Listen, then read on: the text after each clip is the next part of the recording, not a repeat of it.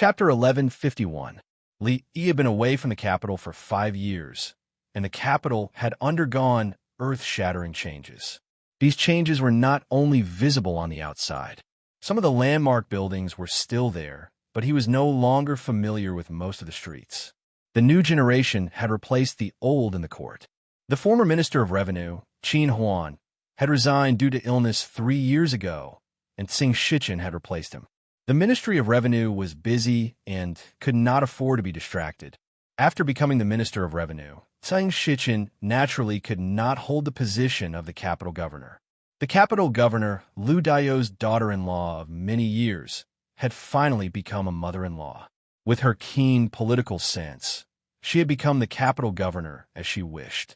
In addition, the Minister of Justice had also resigned due to illness, and the former Assistant Minister of the Ministry of Justice, Liu Yi, had temporarily replaced him. This period lasted for 2 years. His second uncle, Li Mingze, did not become the Minister of the Ministry of Personnel, but was transferred to the central government of the 3 provinces. At his age, there was still hope for him to be promoted in his future career. The old generals in the court also resigned one after another in the first year after the former emperor's death. During these 5 years, many young generals had been trained for the Jing Kingdom through the military academy. Li Yi had received this information over the years. What he was looking at now was the tidying up of the intelligence reports over the years. Li Duan walked out from inside and walked to his side. Suddenly, he smelled a familiar fragrance. He sniffed and said, "Dad, I want to eat egg fried rice." Li put down the things in his hands, stood up, and walked to the kitchen. Li Duan happily followed behind and said, "Dad, can I let Xiao Rui taste your cooking in the future?" The 6-year-old Li Duan could already read. In these 2 years, he and Xiao Rui had exchanged letters. Of course, most of the time, it was him who spoke and Li Yi who wrote. The content of the letters was very childish. It was mostly about how much he had grown and how he could jump from the ground to the top of the wall. He also promised to show it to her when they met in the future. Li Yi took out the steamed rice and casually asked, "Duaner, do you want Xiao Rui to be your wife in the future?" "Of course." Li Duan nodded his head vigorously and said, "We've agreed that when we grow up, I'll marry her so that we can always play together." "If that's the case." Li thought for a moment and said, "Then why don't you make your own egg fried rice for little Rui to eat? If little Rui likes to eat the rice you make, she will often come to find you." Li Duan had a pensive look on his face, as if he was considering it. After thinking for a while, he walked to Li Yi and said, "Dad, teach me how to cook." Li Yi handed him an egg and said, "Crack this egg first. If you want to capture a woman's heart, you must first capture a woman's stomach." This was a principle that Li Yi wanted to teach Li Duan. The men of the Li family could be useless in other things, but they could not know how to cook. After eating his egg fried rice, Mingzu couldn't eat other people's cooking. She couldn't leave him for the rest of her life. This was the best example. When Li Xian wanted Li Duan and little Rui to be betrothed, he didn't agree. However, the 2 children grew up together. If they really liked each other, he wouldn't stop them. If Li Xian made similar requests in the future, he could consider agreeing first. After all, Li Xian was very experienced in giving birth to daughters. He had already given birth to 3 daughters in succession. 4th year of Jingping, 5th of November. Today was the first day of Princess Shanning's husband selection. Li Yi was wearing the mask that Su Zheng had prepared for him. When he walked out the door, he saw 2 people coming in from outside. The 17-year-old Duan Wu had already become slender and elegant. She was no longer the plain girl he first met. Li Han was also not as fat as before. The genes of the Li Xian family were very good. Among the princes and princesses, none of them were ugly. The 17-year-old Li Han's childishness had long faded. He was a graceful and beautiful young man. However, the beautiful young man looked anxious at the moment. As he chased after the girl in front of him, he explained, "Duan Wu, believe me, I really have nothing to do with that sister of the Wang family. She just treats me as a brother. She treats you as a brother or something else. What does it have to do with me?" Duan Wu glanced at him and walked into the house. When she saw Li Yi coming out from inside, a happy expression appeared on her face. She hurried over but stopped halfway. Only then did she remember that the news of her brother's return couldn't be told to anyone. Li rubbed her head and realized that the girl now was no longer the little girl from before. As soon as he let go of his hand, a voice came to his ears. Li Han stood in front of Duan Wu and looked at Li Yi. He said with vigilance, "Who are you?" Duan Wu came out from behind him and said with dissatisfaction, "Li Han, what are you doing?" Li looked at him and asked, "Do you like my sister?" Duan Wu blushed and twisted her hands together. She whispered, "Brother." Li Han was startled and asked, "You are Duan Wu's brother?" Li nodded his head and said, "Although you are Prince Jean, if you want to pursue my sister, you still have to pass through me first." Although Li Han didn't know where Duan Wu's brother came from, at this time, of course, he couldn't be weak. He straightened his chest and asked, "What do you want me to pass? I recently encountered a difficult problem in mathematics. As long as you can solve it, I will allow you to pursue my sister." Li Han almost laughed in his heart. It seemed that Duan Wu's brother still didn't know that he was the dean of the mathematics school. In the whole capital, the whole Jing kingdom, and the whole world, who was he afraid of? He was afraid of one person, but that person wasn't in the capital. He wasn't here, so the field of mathematics was his, Li Han's, world. He looked at Li Yi and said with a smile, "What is the problem? Tell me. It's very simple. You just need to help me prove that any even number greater than 2 can be written as the sum of 2 prime numbers." Li looked at him and said, "I still have some things to do. When this problem is proven, come back here to find me." After Li Yi finished speaking, he turned around and walked out. If he delayed any longer, he would miss the first written exam. There were a lot of people participating in this written exam. Just the exam venue alone, there were more than 100, and it involved more than 10 academies in the capital. Coincidentally, Li Yi's exam venue was Shining Academy. This was the academy that he had given to Shining many years ago. He entered the academy, took out his token, found the classroom, and walked in. The exam had not started yet. There were about 40 to 50 people in the exam venue. They were all sitting at their desks, looking straight ahead, quietly waiting for the exam to start. "Brother, do you want the latest version of the secret prediction scroll?" Not long after Li sat down, he suddenly heard a voice. He turned his head and saw a fat man. The fat man saw him and exclaimed, "It's you." Li had a deep impression of this fat man. This was because when he first arrived in the capital, before he even stepped through the city gates, he was sold a set of leaked secret scrolls.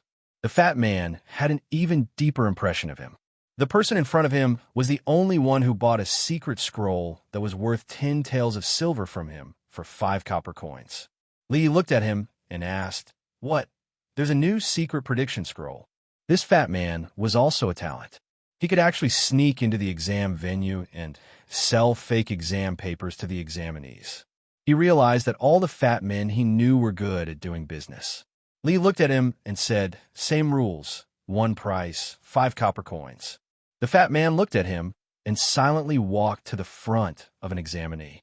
He asked in a low voice, "Brother, the latest version of the secret prediction scroll is sold cheaply for 10 taels of silver. Do you want it?" That person turned his head to look at him and said in surprise, "There really is a secret prediction scroll? Really?" This fatty clearly had a nimble tongue. He was extremely eloquent, and his tongue was like a lotus flower. After circling around the exam hall, his bulging belly actually reduced a bit. He walked in front of Li Yi again and pulled out a test paper from his belly. He said, "This is the last one. 5 words it is." Li Yi touched the cuffs of his waist and looked at him. He said, "I'm sorry, I didn't bring any money with me." The fat man angrily sat down next to Li Yi and didn't say another word. 5 copper coins was fine, but he actually wanted to take it for free. He had seen black-hearted people, but he had never seen someone as black-hearted as himself. Just as he sat down, an examiner came in from outside. He scanned the crowd and said seriously, "Anything unrelated to the exam, put it all at the front. If it is discovered during the exam, it will be treated as cheating and your right to take the exam will be revoked." He looked at those people dejectedly put the papers they had just bought on the table. A few more people walked down and carefully checked the papers. The examiner then cleared his throat and announced, "The written exam will now begin." Chapter 1152. All the academies in the capital city heard the bell ringing from the imperial palace. The written exam officially began. He had already received his exam paper. The questions on the paper covered a wide range of topics, including poetry, classics, governance, and even science. However, the first few questions on the paper made Li smile. Without thinking, he picked up the pen and began to write. However, when the other examinees received the paper and skimmed through it, their hearts immediately sank. They cursed the fat man who had just sold them the paper. Damn it, they had spent dozens of taels of silver on the secret test paper, but none of the questions were correct. What was more hateful was that in order to memorize the questions on the secret test paper, they had already stayed up for several nights. They might as well not have bought it. However, they did not dare to curse for too long in their hearts. After all, the exam only lasted for 4 hours. All the grudges would be settled after the exam. When they were about to answer the questions, they were stunned again. The first question, ignoring air resistance, if 2 stones, 1 light and 1 heavy, fall from the same height, which one will land first? There were 4 options below. A, the heavy one. B, the light one. C, the 2 will land at the same time. D, I don't know. The second question, Wang Xiaoming's father had 3 sons. The eldest son was called Damao. The second son was called Ermao. And what was the third son's name? There were 4 options below as well. A, Sanmao. B, Formao. C, 50. D, Wang Xiaoming. The third question was very simple. There was only one sentence. How many plum trees were planted in Hibiscus Garden? The first question was needless to say. 2 stones fell at the same time. This was verified by the emperor himself, so they could not get it wrong. The second question seemed inexplicable, but it was actually a math question. The eldest son was called Damao, the second son was called Ermao, and the third son was definitely called Sanmao. As for the third question, how would they know how many plum trees were planted in Hibiscus Garden? The third question was skipped. Fortunately, the following questions were starting to move in a normal direction. Time was limited, so the examinees began to write quickly. Outside the examination room, there were also examiners gathered together to analyze a paper. They were satisfied with the overall quality of the paper, but they were also helpless about the first 3 questions. The first 2 questions were set by the emperor himself, so they did not dare to raise any objections. The question of the 2 stones falling to the ground had already been decided. If anyone still answered incorrectly, they would have to suspect that they were spies sent by other countries. Even if they were not, they would be too ignorant and disrespectful to His Majesty if they did not even know the famous law of free fall. Therefore, anyone who answered incorrectly on the first question will be directly eliminated. As for the second question, they could only interpret it as saying that the person who answered this question incorrectly might have something wrong with his head. And geniuses with brain problems would naturally not be able to marry princesses. Those who answered this question incorrectly would also be directly eliminated. The third question was set by Princess Shining herself. They did not know how many plum trees were in Hibiscus Garden. They did not know how many plum trees there were in Hibiscus Garden. They did not know how many plum trees in Hibiscus Garden, but this question had no. If one answered the first 2 questions correctly, he would be able to proceed to the combat test directly, no matter how he answered the rest of the questions correctly. If they were and would, they would palace. Academy and would. Emperor would and would and dynasty. There was an 80% chance that he would eliminate the person who answered the question incorrectly. As for the third question, there was no doubt that it was set by Shining. In her previous letters, she had said that she had given each of the 36 plum trees in Hibiscus Garden a name. She had already been very restrained by not asking these people what the 10th plum tree was called. He spaced out for a while, then continued to answer. Not far from him, the fat man bit the shaft of his pen, lost in thought. He didn't take the exam to marry the princess, but to make money by selling fake exam papers. Therefore, he did not intend to answer. However, if he handed in a blank paper, would he be arrested for disrespecting the princess? He couldn't take this risk, but he also couldn't answer too well. If he passed the written exam, he would definitely be beaten to death by those who had spent a lot of money to buy his exam papers. To be safe, he would only answer the first 3 questions. He picked up his pen and looked at the first question. Ignoring air resistance, if 2 stones, one light and one heavy, fell from the same height, which one would land first? There was no need to choose. It must be the heavy one. However, to be safe, he still intended to choose the wrong one. Choosing the heavy one was right, but choosing the light one seemed to be a bit too stupid. He didn't know if it was a bit too perfunctory, so he just randomly chose the one that landed at the same time. After choosing the C option, he continued to look at the next question. Wang Xiaoming's father had 3 sons. The eldest son was called Damao. The second son was called Ermao. And what was the third son's name? He was a bit suspicious of the intention of the person who came up with the questions. 2 consecutive free marks questions would not be able to pull everyone apart. The eldest son was called Damao, the second son was called Ermao, and the third son was definitely called Sanmao. The one who chose 45 was because he had never studied mathematics. To be safe, he still had to answer this question incorrectly. Well, he would choose Wang Xiaoming. When he saw the third question, he finally frowned. How would he know how many plum trees there were in Hibiscus Garden? When he was about to fill in a random number, he turned to look at the stingy guy beside him and happened to see his answer. 36. He wrote 36 on the bar, then got up, handed in his paper, and left the examination room. If he left late, he was afraid that he would be surrounded outside and beaten to death. In less than the time it took to drink a cup of tea, some people handed in their papers early and left the examination room, causing a commotion in the examination room. Li was not disturbed. Although most of these questions relied on memory and could be solved by cheating, it still took a lot of time to finish all the questions. 2 hours later, the bell rang again, and all the examination rooms in the capital handed in their papers at the same time. Everyone walked out of the examination room, some frowning and some high-spirited. Hey, I didn't finish. I almost finished it. Who knows how many plum trees there are in Hibiscus Garden? What about the fat guy who sold the papers? He didn't get a single question right. I'll beat him to death. Is there a mistake in the second question? Damao, Ermao, Sanmao, and Wang Xiaoming. Shouldn't there be 4 sons? How can be 3? I pointed out the mistake in the question.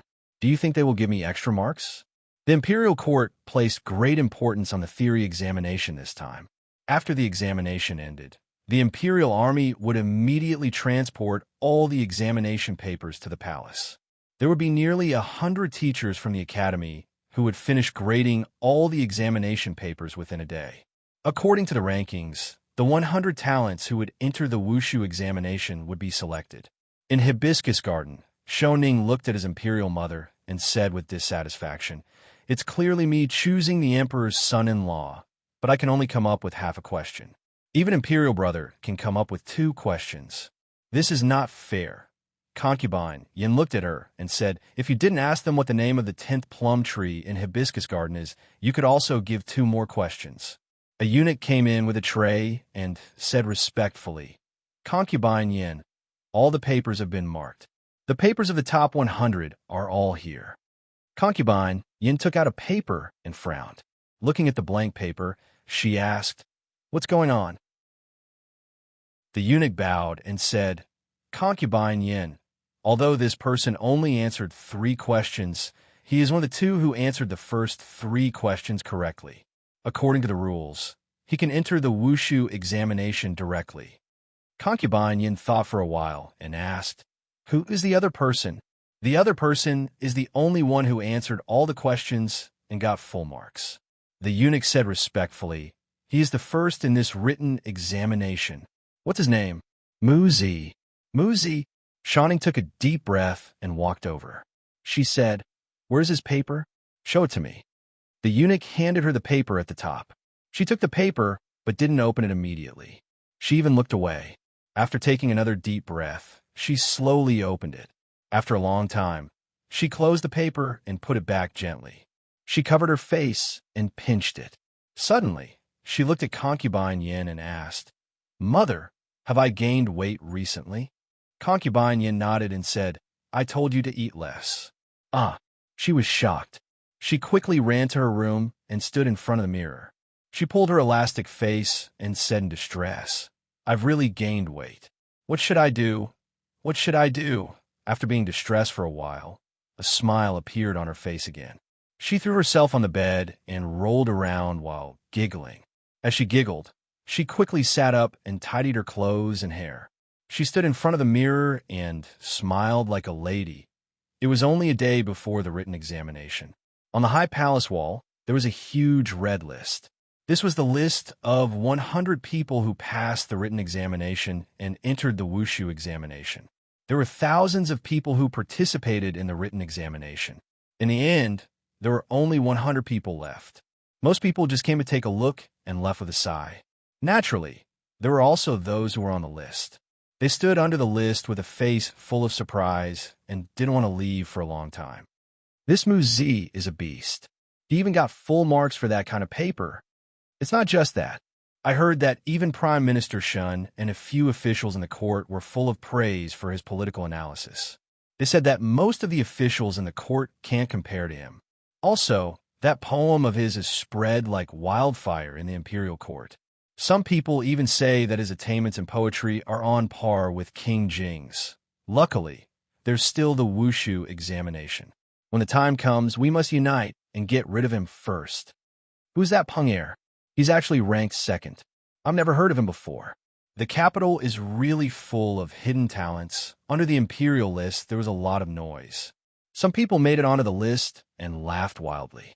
Some people failed, crying and snot. In a corner of the crowd, a fat man looked at the name on the imperial list. His face was ashen and his body was shaking like a sieve.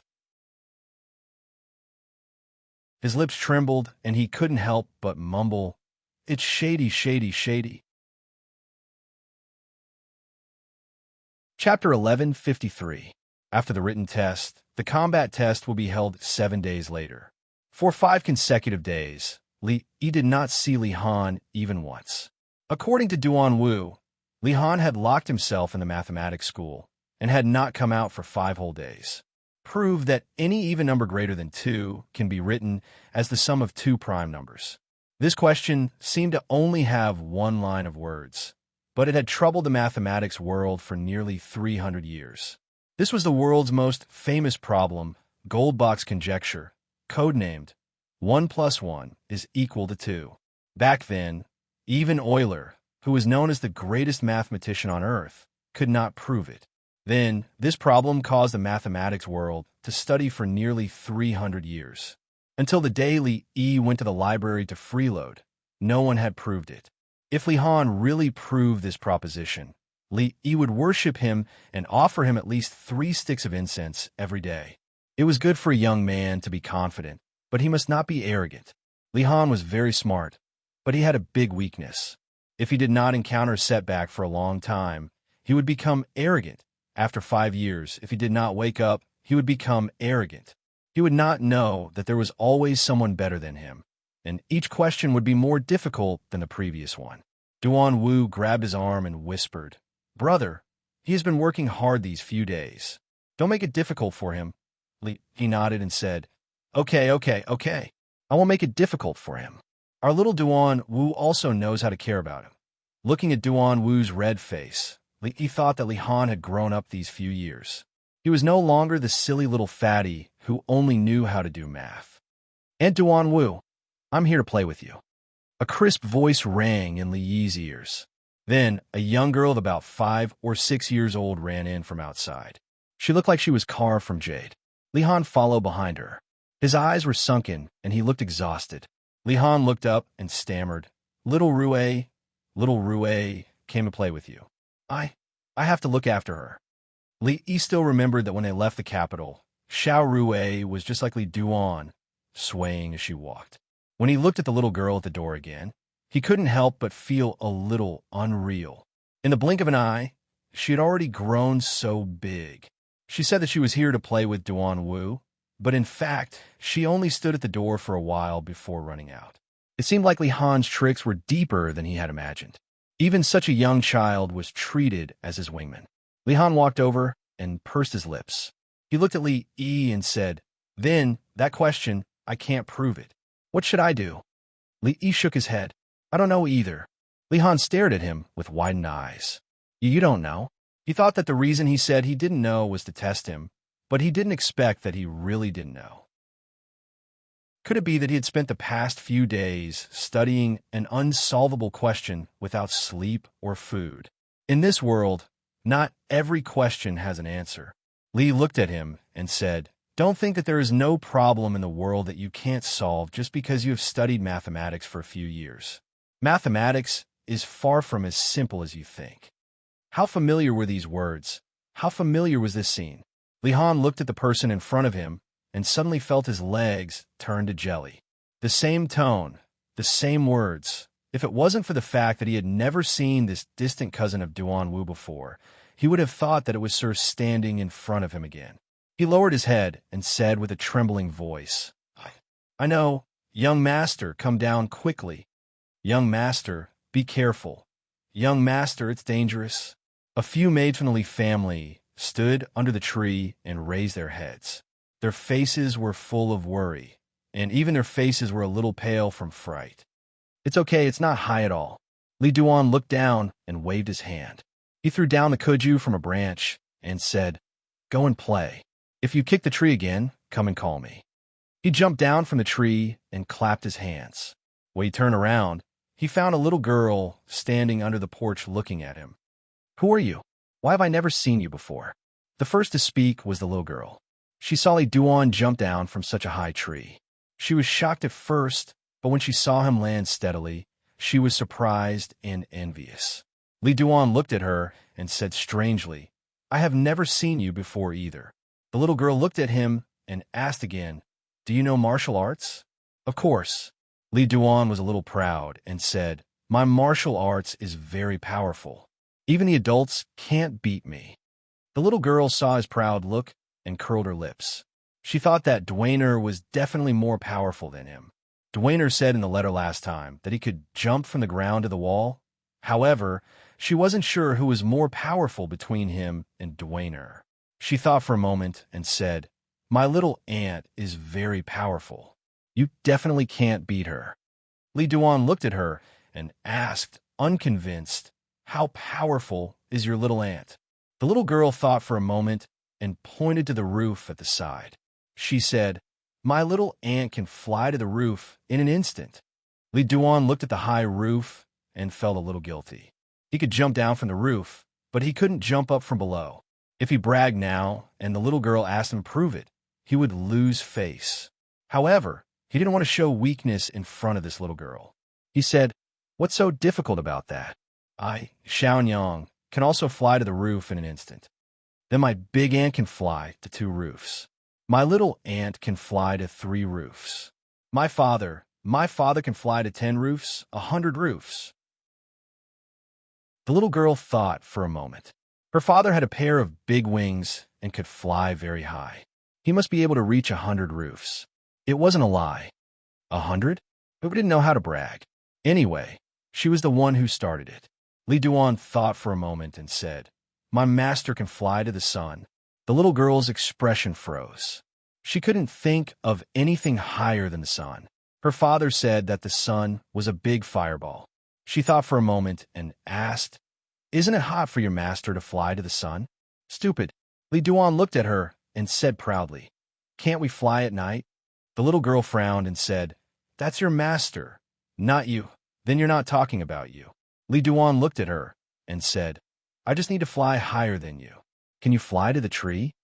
The little girl ran away angrily. This bad guy bullied her. When would Dwayner come back? When Dwayner came back, he would be able to protect her. Li Duan curled his lips. This little girl liked to boast so much at such a young age. When she grew up, she would definitely be a big talker. Little Rue was the best. Her father said that in 2 days, she could go find little Rue. He hadn't seen little Rue for a long time. He wondered what she looked like now. He ran to his room and confirmed with Li Yi that he would see little Rue in 2 days. Only then did he relax. However, he didn't know if his nose was bad these days. Why did he always smell the smell of egg fried rice on his father's body? Several days had passed since Princess Shanning's written examination to choose her husband. Tomorrow was the day of the martial examination. The location of the martial examination was in Hibiscus Garden. Early the next morning, other than Princess Shawning, the Empress Dowager, the old consort, the current emperor, the empress, the noble consort, and the regent, the eldest princess, would all appear. Of course, at that time, the civil and military officials of the court and the nobles of the capital would all enter to observe. This was the largest event in the capital at the end of the 4th year of Jinping. In Hibiscus Garden, Shawning looked at the clothes on the bed and said in distress, "What should I wear tomorrow?" Yin Fei stood behind her and gently knocked her on the head. "After they finish competing tomorrow, you'll have to personally go on stage. You can't wear any of these clothes." Hearing this, Shawning threw herself onto the bed again and muttered, "Then I won't be pretty. What won't you be pretty in?" Yin Fei pinched her face and said, "Go borrow a set of clothes from your sister. You can wear her old training clothes tomorrow." Shawning climbed up from the bed and said, Since I can't win tomorrow, I might as well wear something nice, morning dew palace." In front of Imingzu was a plate of egg fried rice. The catering bureau hadn't made egg fried rice in 5 years, but these days, every time it was lunch, a plate would be placed in front of her. A female official walked in from outside and bowed. "Your Highness, everything has been arranged." Imingzu nodded. "I understand." The female official hesitated for a moment and asked, "But Princess, tomorrow with His Majesty and the Empress Dowager, what should we do?" "I have my own arrangements," Imingzu said. She picked up a spoon and began to eat. "Yes." The female official nodded and slowly retreated. Somewhere in the capital, a fatty was carrying a bulging bag. When he sneaked out of his house, he was stopped by a group of imperial guards. This fatty, who had answered the first 3 questions correctly, had been specially instructed by his superiors not to make any mistakes. The imperial guard looked at him and asked, "Young Master Peng, tomorrow is the day of the combat examination. Where are you going?" The fatty's bag fell to the ground, and his face instantly turned pale. He hugged the imperial guard's leg and cried, "I deserve to die. I'm not human. I won't sell fake goods anymore. Let me go, let me go." Chapter 1154. 7 days ago, there were a total of 100 people who stood out from thousands of other candidates and participated in today's combat examination. The combat examination was held in Hibiscus Garden. The order of the 100 people would be changed, and they would be divided into 10 groups. Each group would have 1 winner. As long as they could defeat Princess Shawning, they would become the prince's son-in-law. Of course, if 2 or more people defeated the princess, they would have to compete with each other again. In the end, only 1 son-in-law would be left. As for whether the groups would be unfair or not, there would only be 1 son-in-law. There was no difference between the 2nd and the 100th place. The courtiers were very worried about this. Everyone knew that although Princess Shawning was a woman, she was well-versed in both the pen and the sword. Her martial arts skills were extremely outstanding. Last year, when the imperial court was recruiting martial arts scholars, she secretly disguised herself as a man and forced her way into the top 10. At that time, the officials had already realized that Princess Shawning had few rivals among her peers, even those who were 1 or 2 generations older than her. Those who were more skilled than her had been practicing martial arts for many years and would not be able to participate in the combat examination. Of course, this was something that the prince's son-in-law had to worry about. The officials were happy to see this. In the middle of Hibiscus Garden, there were 10 arenas set up on a large, empty plot of land. The officials of the capital were not outside. Instead, they were in a large hall. There was wine and food as they chatted with each other. They did not care about the competition outside. In a while, when the final 10 people were selected, they would come here. A few white-bearded elders sat together, their faces beaming with joy. In this year's prince consort selection, there were many good seedlings. They are worth paying attention to. That Mu Zi is definitely a talented minister. Even I am ashamed of myself when it comes to politics. Forget it. You make it sound like other than politics, you can't compare to him in anything else. In the entire capital, there are not many who can compare to him in poetry. He even reminds me of the Jiang of Silla. The strange thing is I have never heard of such a person before. To be compared to the Jiang of Silla, that is too much of an exaggeration. Actually, other than this mysterious Mu Zi, there are a few others who performed well. Inside the hall, the officials and nobles of the imperial court were enjoying the show, not minding the matter from getting out of hand. Beside the arena in Hibiscus Garden, the people who had already been assigned to their respective groups had worried expressions. A scholarly-looking young man suddenly waved his hand with a face full of resentment. The written examination is just a written examination. Why do we have to compete in martial arts? This is a disgrace to the cultured, simply a disgrace to the cultured. The person beside him nodded in agreement and said, "We are here to bring peace to the world. How can we act like boorish men?" A eunuch walked over and said, "Gentlemen, please enter the arena." Hearing this, the two of them silently walked up the stage. It was not easy to stand out from thousands of people. Even if it was a disgrace to them, they would not let go of this opportunity. The rules for the second round of combat examinations were simple. There were no rules. There were 10 arenas, and after the time it takes for an incense stick to burn, the person standing on each of the arenas would be the victor and would be able to enter the inner sanctum and proceed to the final stage. There were many spectators around the arena. As a eunuch lit the incense and announced the start of the combat examination, the atmosphere on the arena changed immediately. Even the judges at the side of the arena could not believe what they were seeing. They had seen young talents writing beautiful essays in the examination hall, but they had never seen a frail scholar who fought with each other, scratched their faces, and used all sorts of methods to seduce them. Thinking about it carefully, it was not strange for such a scene to occur. It was rare to find someone who was well-versed in both literature and martial arts. The first round of the written examination was extremely difficult. Those who remained in this round were mostly talented scholars. There were many who did not even have the strength to truss a chicken. It was fine for them to write essays, but it was better for them to compete in martial arts. Of course, the 10 arenas were not all so unsightly. There were 2 arenas where 2 young talents from the capital's aristocratic families were fighting. They had martial arts skills, and the rest of the people on the arenas were quickly cleared out by them. There was another arena where 9 people gathered together, which was a rare sight. They were chasing after a fatty and beating him up. No one knew what was going on. The strangest was probably the first arena. There were only 2 people on the first arena. The 2 of them stood on one side of the arena, motionless. Li only realized that there was only one person left on the other side after clearing out the few people who were rushing towards him. The person wore a hood that covered his face, and it was difficult to see clearly from the outside. The person's body was also covered by a loose robe, and it was difficult to see anything.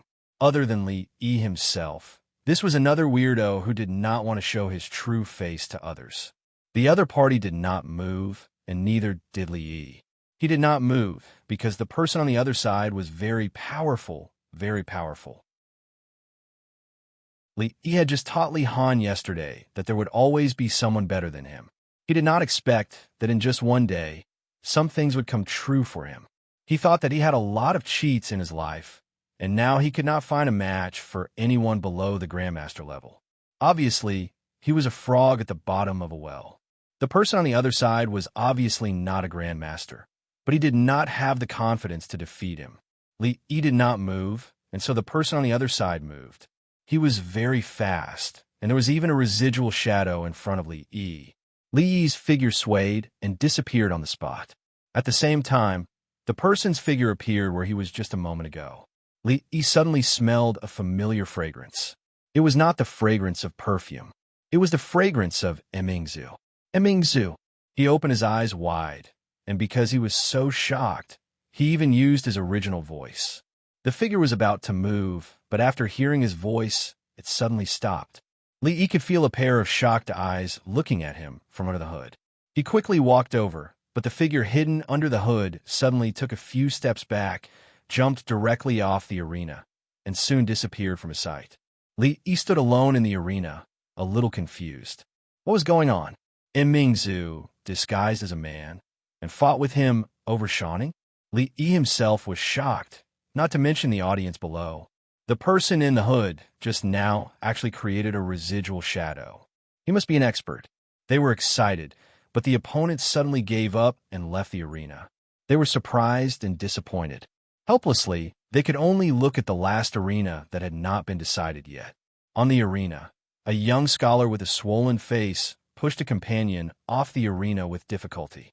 He looked around and found that other than him, there was only the fat man lying on the side of the arena. As long as he could drag the fat man off, he would be the winner. He walked to the fat man's side, grabbed his legs, and dragged him out with all his might. The fat man did not move an inch. His face turned red, and he used more strength. Rip! The fat man's trousers were torn, and he fell off the arena with a piece of cloth in his hand. At this point, the 10 winners of the wushu test had all been decided. In a hall somewhere in Hibiscus Garden, Li Xian looked around and said doubtfully, "Strange, where did Emingzi go?" Just as he finished speaking, a figure walked in from outside. Li Xian walked forward and said, "Where did you go?" "The last 10 people have been decided. We should go to the hall." "I was delayed by something." Emingzi tidied up her clothes and said, "Let's go." "The Empress Dowager has arrived. The Imperial Concubine has arrived. His Majesty has arrived. The eldest princess has arrived. Princess Shining has arrived." In the hall, hearing the eunuch's sharp and thin voice, many of the officials and nobles bowed to pay their respects. "Dispense with the formalities." The Empress Dowager looked below and said, "Summon the 10 young talents into the hall." A trace of doubt appeared on Li Xian's face, and he muttered, "It's already this time. That guy still hasn't appeared." And Mingzi looked out of the hall, and then retracted her gaze, and did not speak. Shining sat on her seat, and her body was straight. She looked out of the hall without blinking, and her hands were tightly holding onto the hem of her dress, under the lead of a eunuch. 9 people walked into the hall. The reason why there were 9 people was because there was a fat man who was carried in. Li Xian's gaze swept across the faces of those people, and his face showed disappointment. Shaning's gaze immediately fell on the figure on the far left, and she could not look away. Chapter 1155. To be able to pass the theory examination and the first half of the combat examination, you are all outstanding talents of the younger generation in the Jin Kingdom. According to the usual practice, before the final segment, an official from a Ministry of Rites had to give a formal speech. Li Yi had never seen this official before. He scanned the crowd and saw many familiar faces, but there were even more new faces. He had been away for 5 years, and many officials had been promoted or demoted. The surrounding officials and nobles glanced at him and then back, but there were 2 gazes that were always on him. Those were 2 gazes in the same direction. After being in a high position for so long, Emingzi had a sense of supreme authority. This kind of authority was not present on the sloppy Li Xian. All the immaturity could no longer be seen on Shaning's face. She wore a palace dress and sat beside Emingzi. She had on light makeup, and her eyes were looking in this direction. Li Xian tilted his head and looked at Shining and Emingzi. He asked, "Why are you not anxious at all? Do you know something?" No one answered him. The official from the Ministry of Rites had reached the end of his speech. The first half of the combat examination has ended. For the second half, Princess Shining will test you personally. What had just happened was only the first half of the combat examination. Only by passing the first half would one have the chance to be tested by Princess Shining. The princess test was simple. The person who could defeat her would be the Emperor's son-in-law. If no one or more people won, the decision would be made by the Empress Dowager and the princess consort. Shining walked down from above, holding a sword in one hand. A young man walked into the hall from the crowd. He held a long knife and bowed to her respectfully. "Your Highness, please excuse me." Whispers could be heard among the officials. "He is a junior from the Zheng family. No wonder he could pass 2 rounds and stand here." The Zheng family has a genius in both literature and martial arts. I wonder if he could defeat Princess Shining. If he can marry Princess Shining, the Zheng family's rise will be imminent. As the officials whispered among themselves, the official from the Ministry of Rites struck the gong, signaling the start of the competition. The young man had already unsheathed his sword the moment the gong rang. Last year, during the military examination, he had lost to Princess Chronicles, who was disguised as a man, by 3 moves. In the past year, he had trained hard and his strength had improved greatly. He thought that he had a 50-50 chance of winning. Clang! He drew his sword very quickly, but Chronicles was even faster. Halfway through pulling out his saber, a white shadow flashed in front of him. When he came back to his senses, a cold sword was already at his neck. Seeing this scene, a fatty who had just sat up on the ground took the opportunity to lie back down. Among the 9 of them, several of them couldn't help but shudder and take half a step back. I lost. The young man tilted his head and looked at the sword on his neck in disbelief. The officials were also stunned. From the looks of it, these people who had worked so hard to pass the written examination might not even be able to pass Princess Chronicles' martial examination. This junior of the Zheng family was already a rare genius in both literature and martial arts. People like him couldn't possibly reach the pinnacle of both. As for him, he was already one of the most outstanding individuals among the 10. Shou Ning withdrew his sword and simply threw it on the ground, saying, "Next." The official from the Ministry of Rites immediately said, "Next, Peng Er." No one responded. A eunuch walked over to take a look and said, "Peng Er has fainted." Fainted people naturally couldn't compete with the princess and were treated as forfeiting. The official from the Ministry of Rites crossed off Peng Er's name and said, "Next, I forfeit." A young man said hurriedly, "I am not a match for the princess. I forfeit." Many of the people present shook their heads. It was fine if he was not a match, but if he didn't even have the courage to fight, it would be too cowardly. This time, it wasn't just for Princess Chronicles' consort. The officials of the court also wanted to see if there was someone with both ability and virtue among these people, so that they could guide them in the future. Clearly, this young man's forfeit had disappointed those who had their eyes on him. Up above, the Empress Dowager shook her head when she saw that only 2 people were left after Chronicles eliminated them. This child should have passed the martial examination first and then the written examination. She and Mingzhu have practiced martial arts for so many years. How could these young people be a match for her? Beside her, concubine Yin smiled and said, "That's not necessarily true."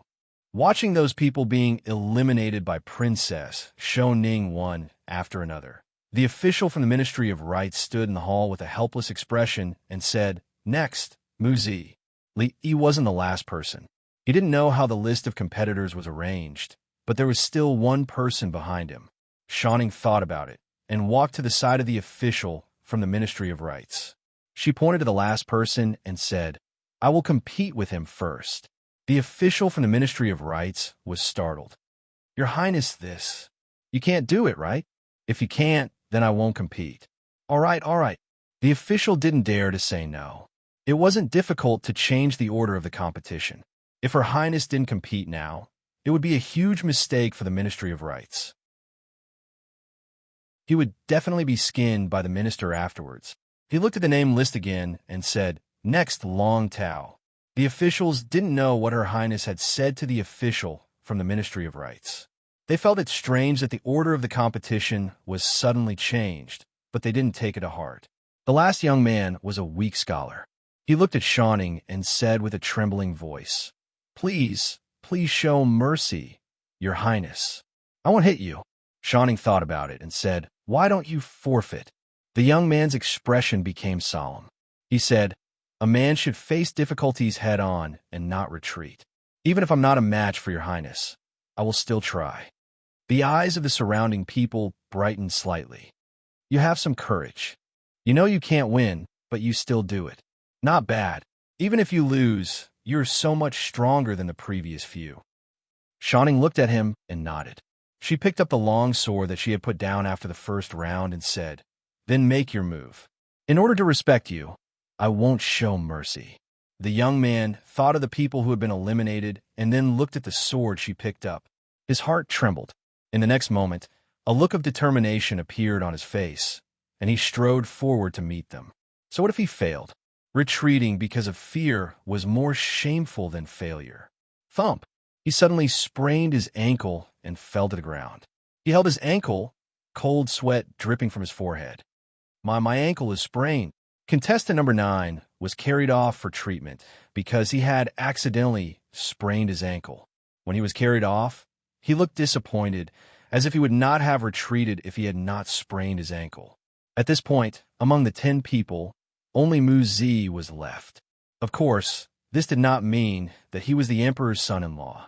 If he had not passed Princess Shanning's test like the previous people, he would have ended up the same as the previous people. The people who had been eliminated could not help but look at him. As long as he lost, they still had a chance. The official from the Ministry of Rites cleared his throat and said, "Next, Mu Zi." Li Yi took a few steps forward and stood in the middle of the hall. He looked at the woman opposite him. Shanning was also looking at him. Her expression was a little absent-minded as she stood there in a daze. She just looked at him. After a long time, the official walked to Shanning and cleared his throat. He whispered, "Princess, the competition has begun." Shanning looked away and nodded. He gripped his long sword and strode into the hall. She suddenly sprained her ankle. Her body swayed, and the long sword in her hand fell to the ground. "Sprained my ankle." She steadied herself and limped to Li Yi's side. She raised her head, her eyes filled with tears. "I admit defeat." Chapter 1156. There was a moment of silence in the hall. Then whispers could be heard. Some people even looked at the ground in front of them. They thought that the Ministry of Rites was too careless. How could they be responsible for the venue? If His Majesty, the Empress, or the Empress Dowager were injured, they would not be able to absolve themselves from the blame. Then, they were envious of a young man named Mu Zi. He was so lucky. Princess Shanning had defeated everyone except him. She had injured her ankle and lost without a fight. He had won so easily that it gave them a serious illusion. It did not look like he was going to marry the princess. Instead, it looked like Princess Shanning had overcome all the difficulties and obstacles to marry him. The jealousy of the people who were defeated by Princess Shanning could be felt even from a few feet away. Conspiracy. This was a blatant conspiracy. Why did they change the order of the competition when it was Mu Zi's turn? Princess Shanning's martial arts were so high, and this was a flat ground. How could she be so careless as to injure her ankle after taking 2 steps? Did they arrange everything before the competition? However, even though they knew there was something fishy going on, they did not dare to bring it up. The conspiracy was the royal family's conspiracy. Whoever dared to expose the royal family's conspiracy was obviously tired of living. Princess Shanning, who had sprained her ankle, was helped down by 2 palace maids. At this point, the selection of the emperor's son-in-law had been decided. The Empress Dowager and the Empress Dowager left first, followed by His Majesty and the eldest princess. When the officials finished sending them off and wanted to look for Mu Zi, they found that he had disappeared from the hall. Although the Empress Dowager, and His Majesty had left, the rest of the officials could still continue the banquet in the hall. Everyone gathered in 2s and 3s and whispered to each other. "This boy is a rare talent. If we train him carefully, he will become a good husband in a few decades. It's a pity to be the emperor's son-in-law. That's not true. His Majesty has always been unconventional in choosing people. I don't think he will care about this. This is definitely not his style of doing things." Li Xian paced back and forth in the hall as he spoke with absolute certainty. He looked at the eunuch at the side and said, "What about Mu Zi? Let him come and see me." The eunuch respectfully replied, "Replying to your Majesty, the son-in-law has been summoned by Consort Taifei." Li Xian thought for a moment and said, "Then let him come after the old princess finishes asking questions." The one with the surname Mu must have some relationship with Li Yi. He could use the throne as a wager. If he really had nothing to do with Li Yi, he could give the throne to Li Han or Mingzhu. In another palace in Hibiscus Garden, concubine Yin looked at Shanning, who was being supported by 2 princesses, and looked back from time to time. She said, "All right, we're already here. There's no need to pretend."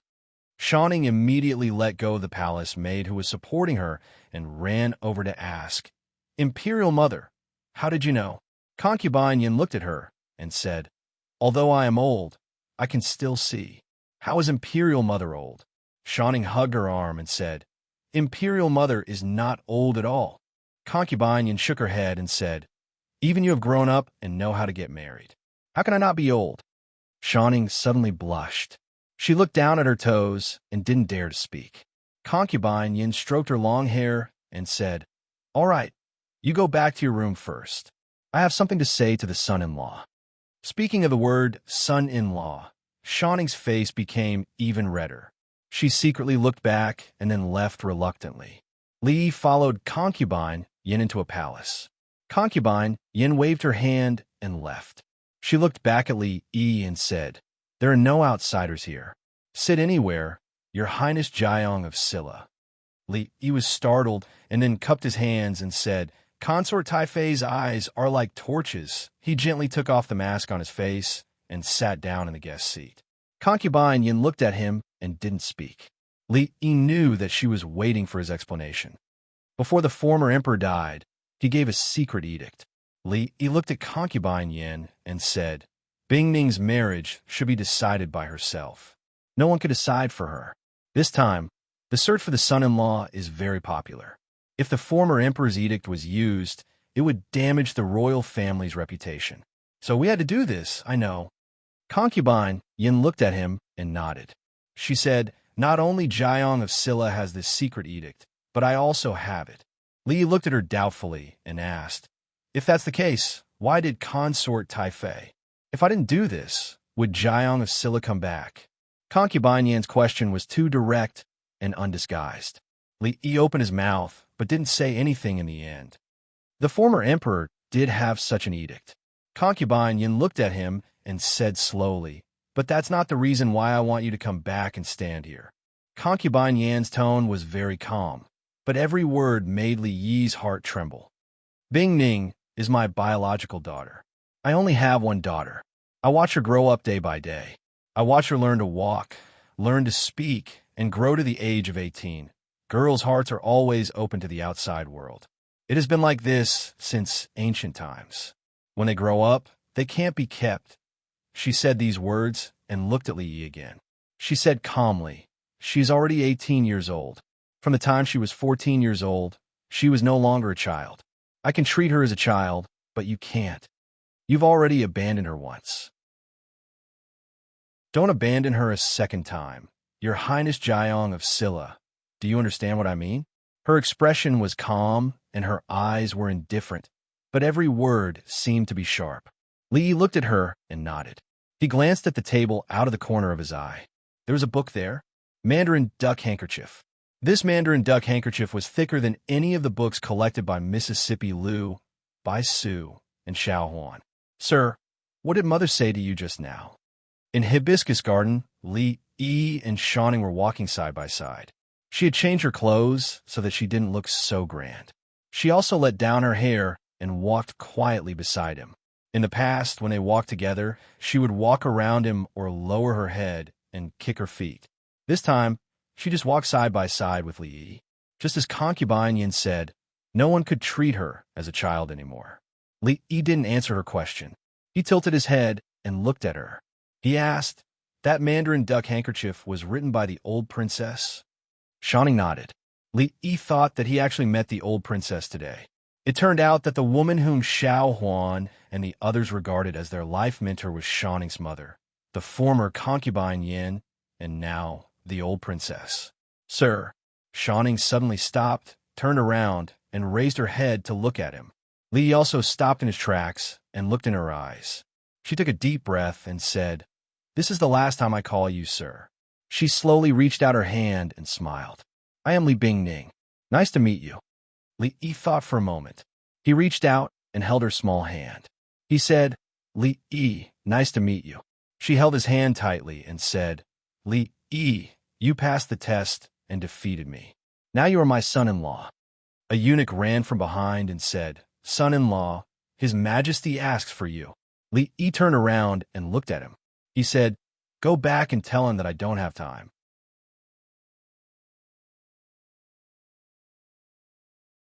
Chapter 1157. How dare you?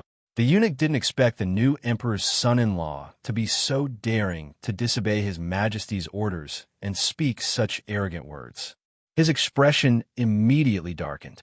However, when he raised his head and saw the face of the person beside the princess, his entire body trembled. He fell to his knees and said in a trembling voice, "I have eyes but failed to recognize Mount Tai. I mistook His Highness Jiang of Silla as the emperor's son-in-law. Please forgive me, Your Highness." "Get up." He naturally wouldn't make things difficult for a eunuch. He waved his hand and said, "Go tell His Majesty that I'll visit him later." "Yes, Your Majesty." The eunuch immediately got up and ran in the direction he came from. So what if he was the emperor's son-in-law? To His Majesty, Jiang of Silla was much more important. In the hall of diligent government, Li Xian suddenly slammed the table and said with a frown, "What? Come find us later? How dare he? He isn't even the emperor's son-in-law, yet he dares." He suddenly paused and turned his head to ask, "Who did you say?" "Your Majesty, I didn't find the emperor's son-in-law, but I saw Jiang of Silla. Jiang of Silla said that he'll visit you later." "Jiang of Silla?" Li Xian was surprised and pleasantly surprised. When did Jiang of Silla return? Where is he now? The eunuch immediately replied, "He's with Princess Shawning in the direction of Hibiscus Garden." Li Xian had already stepped out of the door when a young girl ran over and asked, "Imperial Father, where's Little Aunt's son-in-law?" "Don't worry about Little Aunt's son-in-law for now." Li Xian squatted down and looked at her. "Xiao Rui, do you miss Duena? Imperial Father will take you to see Duena later. Okay?" "Duena is back." The little girl's face was full of excitement. She pulled Li Xian's arm and said, "Why do we have to wait for a while? Let's go now." After she finished speaking, she seemed to have thought of something. She shook her head and said, "I can't go now." As she ran back, she turned around and said, "Father, wait for me. Wait for me to go back and change into some beautiful clothes." When she saw Duena, she was going to bring Duena to see that rascal who bullied her. Wasn't it just a competition to see who could jump higher? Duena would definitely be better than that rascal. Li and Shawning parted to the gate of Furong Garden. He didn't need to look for Li Xian. He would definitely see him at the Li family today. He didn't return home. Instead, he left Hibiscus Garden and headed straight for the Imperial Palace. Because he was delayed by the combat examination today, he had yet to make his daily egg-fried rice. Imperial Palace. After watching the competition, Imingzu went straight back to the Hall of Morning Dew. The Ministry of Rights had submitted many reports regarding the selection of the emperor's son-in-law. Recently, the Qi Kingdom, the Wu Kingdom, and even the Zhao Kingdom had made many moves. The situation was constantly changing. Although she had delegated most of the political affairs to her subordinates, she still had to handle some matters personally. A palace maid walked in and said, "Your Highness, it's time to eat." After the new emperor of the Qi Kingdom ascended to the throne, he spent a long time stabilizing the domestic situation.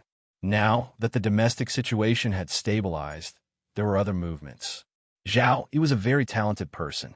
If he became the emperor of the Qi Kingdom, it would not be good for the Jin Kingdom. She was thinking about the meaning of some of the actions of the Qi Kingdom.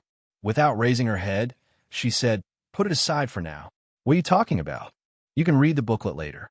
The food will get cold soon. The booklet in her hand was taken away and replaced with a bowl of fragrant egg-fried rice. He leaned on the table and looked down at her. He asked, "You've been eating it every day for the past few days. Aren't you tired of it?" Imingzu picked up the spoon and asked, "Aren't you tired of looking at Rui every day?" It was not a question of whether she was tired of it. It was a question of whether she dared to be tired of it. Li looked at her and asked tentatively, "Did Rui come to find you?" Imingzu took small bites of the egg-fried rice and nodded. "She didn't do anything to you, did she?" He was a little nervous. Imingzu looked up at him and asked, "What could she do to me?" He did not know how to answer this question. Imingzu and Rui had been fighting for so many years. She had to compete with Rui on everything. Who was better at martial arts, who had bigger breasts, who was first, and who was last. Ever since Rui broke through to the master stage, she had lost her whole life. But he could not say it out loud. Otherwise, he would be adding fuel to the fire and deliberately hurt her. In order to change the topic, he picked up the booklet that she had been reading. He looked at it and murmured, "Unusual movements at the border of Qi and Zhao. Zhao, he wants to attack the Zhao kingdom first. They're all from the Zhao family. Why do they have to do this? The Qi kingdom wants to attack the Zhao kingdom." And Mingzi looked up at him and asked why. Although the Zhao kingdom was not a vassal of the Qi kingdom, it had been following the lead of the Qi kingdom for more than 10 years. A few years ago, the two countries even joined forces to attack the Jin kingdom. Why would the Qi kingdom attack the Zhao kingdom? Li Yi said, because Zhao Yi wants to be the ruler of the world. He can't defeat the Jin kingdom or the Wu kingdom, so he can only pick the weak ones to bully. How do you know? He told me. Li Yi thought for a while and suddenly looked at Mingzi. He asked, "The ruler of the world, do you want to try?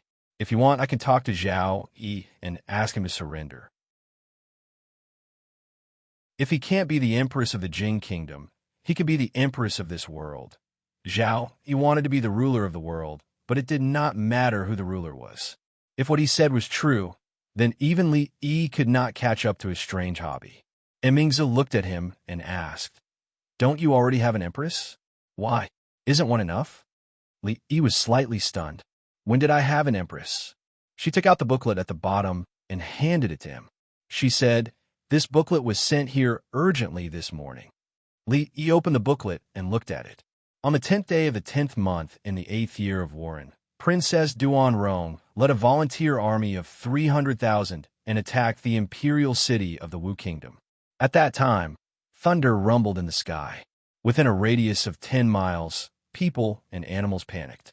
It was said that Princess Duan Rong was blessed by the mandate of heaven and had the help of the god of heaven sent by the emperor. On the morning of the 11th day of the 10th month, the imperial city was breached. When Princess Duan Rong entered the city, the people of the imperial city greeted her on the streets. The Emperor Wu was captured by the imperial army in the palace. The moment the city was breached, he committed suicide in the palace with a dagger hidden in his sleeve. Although Li Yi paid attention to the news of the Wu Kingdom at all times, in terms of speed of transmission, it was still not as fast as the imperial court. Yang Liuqing finally completed her path to Empress. Li Yi had seen all the difficulties and obstacles along the way, and a smile appeared on his face. Seeing that Mingzi was looking at him, he hurriedly put away the smile on his face. He explained, "She is not my empress. You know, she is Rui's disciple, my martial niece. She only wanted to avenge her parents. The empress thing was just something that happened along the way." Mingzi finished eating the egg fried rice and put down the spoon. She looked at him and asked, "If she is not, then am I?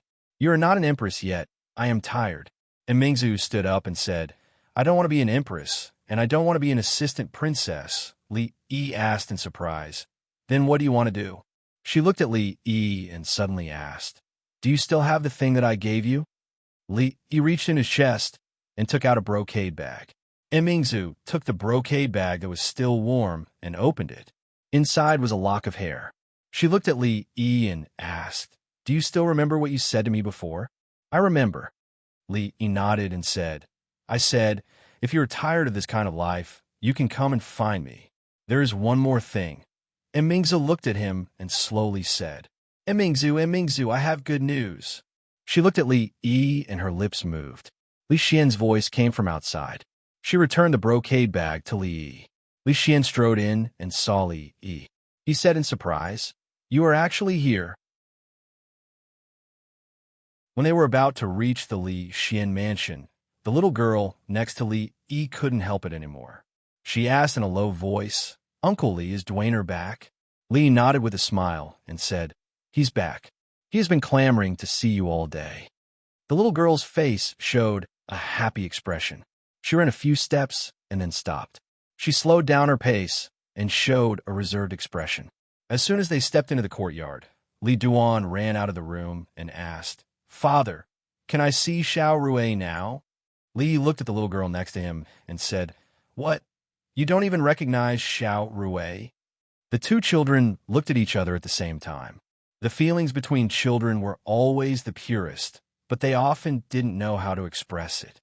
Li Duan had been clamoring to see Xiao Rui all day, but when he actually saw her, he was so happy that he couldn't even speak. He was so happy that his face turned pale and cold sweat broke out on his forehead.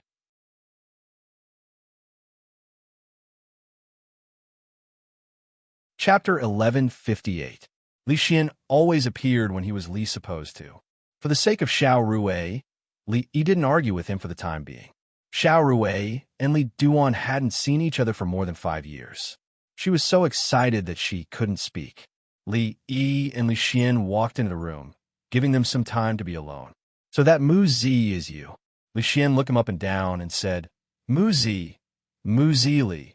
No wonder Shawning lost to you on purpose. Why didn't I think of that at that time? Li Xian had enough IQ, but he was extremely lacking in EQ. A person who was always thinking of pushing the throne to someone else was definitely not normal. Li Xian had a look of disdain. I didn't expect you to be such a beast. You even had ideas about Shawning. Tell me honestly, did you have ideas about her the first time you saw her? If I remember correctly, she was only 11 years old at that time. The first time Li Yi saw Shawning was in the second year of Jinghe. At that time, she was still at Sundara. At that time, he didn't even have ideas about Emingzhu. At that time, he wasn't so beastly. Even now, the 18-year-old Shawning was just a big kid in his eyes. She was different from Emingzhu and the others. Li Yi cracked his knuckles and said, Do you believe that I won't even have ideas about you when I'm beastly? Li Xian knew that no matter how beastly Li Yi was, he wouldn't have ideas about him. But when he was beastly, he would hit him. He looked around and changed the topic. Miss Lu and the others haven't come back? Li Yi shook his head. No. Li Xian thought for a moment and asked, So you'll leave again? Li Yi thought for a moment and said, I'll leave after the new year. What about Shawning? Take her away. What about Emingzhu? Take her away too. If you all leave, what about me? Li Xian had just sat down when he suddenly stood up and asked, If you take Emingzhu away, what about the imperial court and the Jing kingdom? When Li Xian said this, he sounded very righteous and confident. When he was completely shameless, Li Yi actually had nothing to say in response. Li Yi sighed and said, You can still pass the throne to Li Han. Li Xian also let out a long sigh and said, Little Han has become smarter these past few years. It's not easy to trick him anymore. Emingzhu will not leave. He looked at Li Yi and said, You won't leave her here alone. Why don't you return to the capital? If anyone dares to object, I'll chop off his head. What did he mean by Mingzhu wouldn't leave? If he hadn't appeared at the wrong time and interrupted Mingzhu, who knew what would have happened? The capital is too small. Li looked at him and said, Only when you leave the capital, leave the Jing kingdom, will you know how big this world really is. Seeing the strange light flashing in Li Xian's eyes again, Li Yi knew that he shouldn't have said this. It was fine to abduct the princess, but abducting the emperor would cause him to be condemned and reviled by thousands of people. However, he would not stay in the capital for long. If he stayed here for too long, he wouldn't be able to find Rui. Li Xian looked at him, thought for a moment, and suddenly asked, Your little martial nephew is about to sit on the throne of the Wu kingdom. Don't you want to have 2 empresses? Li Xian's suggestion was very tempting, but his motive was not pure. Yang Liuqing became the empress for a better future of the Wu kingdom. Emingzhu became the secret empress of the Jing kingdom because Li Xian couldn't help her. What did he mean by having 2 empresses? Did it have anything to do with him? In the room, both of them became silent. Everyone had a side that was not known to others. Some people looked beautiful on the surface, but secretly looked at Peppa Pig. Li Xian was actually very pitiful.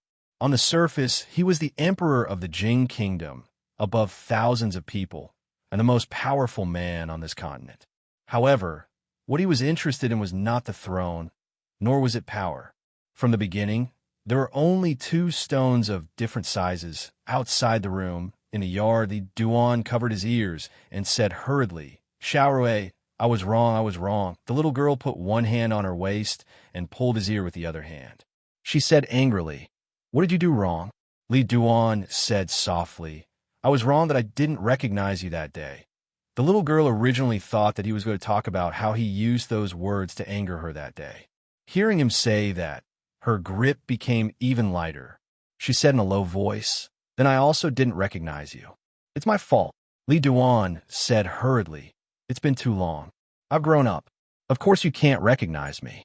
You're not wrong, it's all my fault, but you still can't bully girls. I didn't know it was you at that time. I will never bully you. The little girl's hand changed from pinching to caressing. She asked softly, Does it hurt? Li Duan shook his head and said with a silly smile, It doesn't hurt. It really didn't hurt. It was much lighter than when his aunt spanked his, but the relationship between Li Duan and Xiao Rui was established when the two of them could not crawl. It had not been diluted by the passage of time. When Li walked out of the room, the two of them were chatting and laughing as they played on the swing. Without disturbing them, he walked out of the estate and headed in the direction of the imperial palace. He had been interrupted by Li Xian earlier, so he and Mingzu had not finished talking. He was also very curious about what else he had said to her that time when he was drunk. Morning Dew Palace. Mingzu took off her phoenix coronet and changed into casual clothes. She said, Come take a walk with me. Ever since Li Xian had moved into Hibiscus Garden, the already spacious imperial palace had become much emptier. There were no guards in the enormous imperial garden. It was already winter, but the capital always snowed late.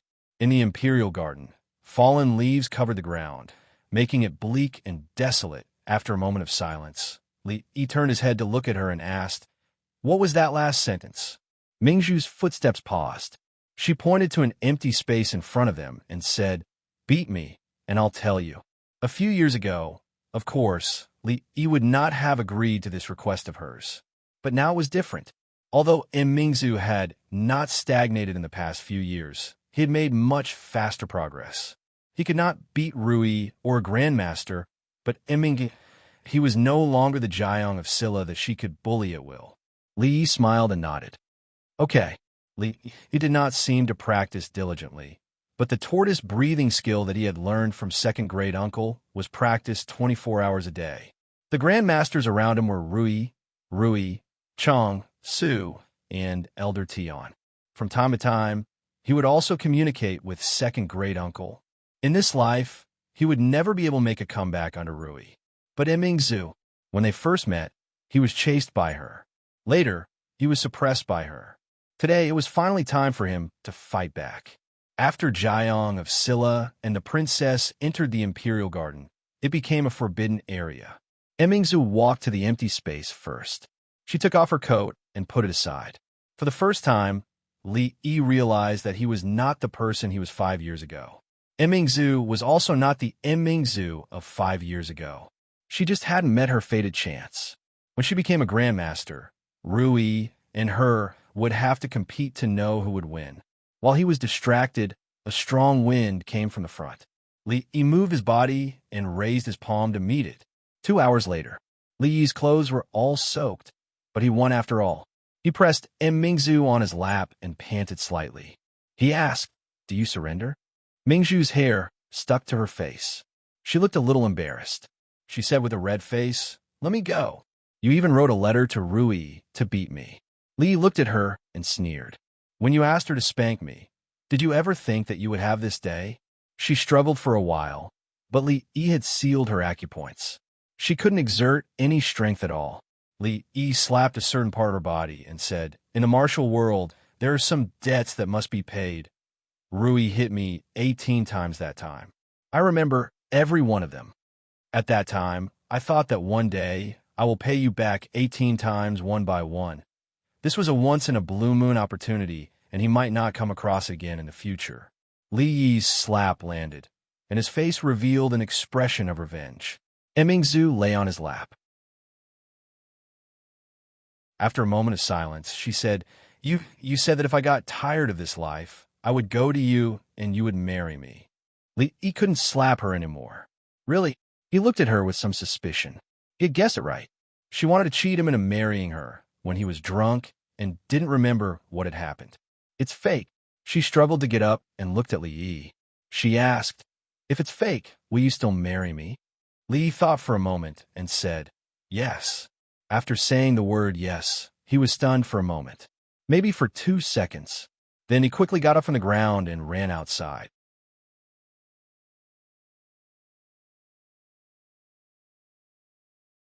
Chapter 11:59. The world is really unfair.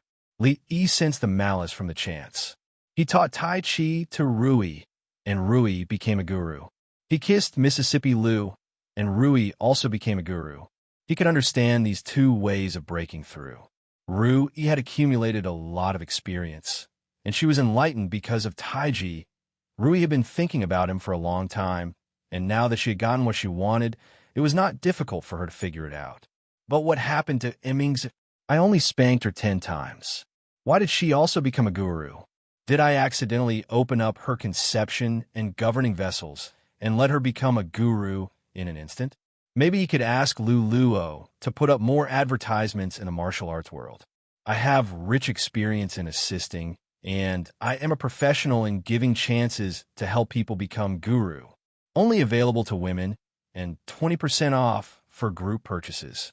For more information, please go to Rui City. The address is... He had just taught Mingzhu the principle that he had to pay for what he had done. Now, Mingzhu was teaching him the truth again. When Li Yi faced a grandmaster, it was not that he could not fight back.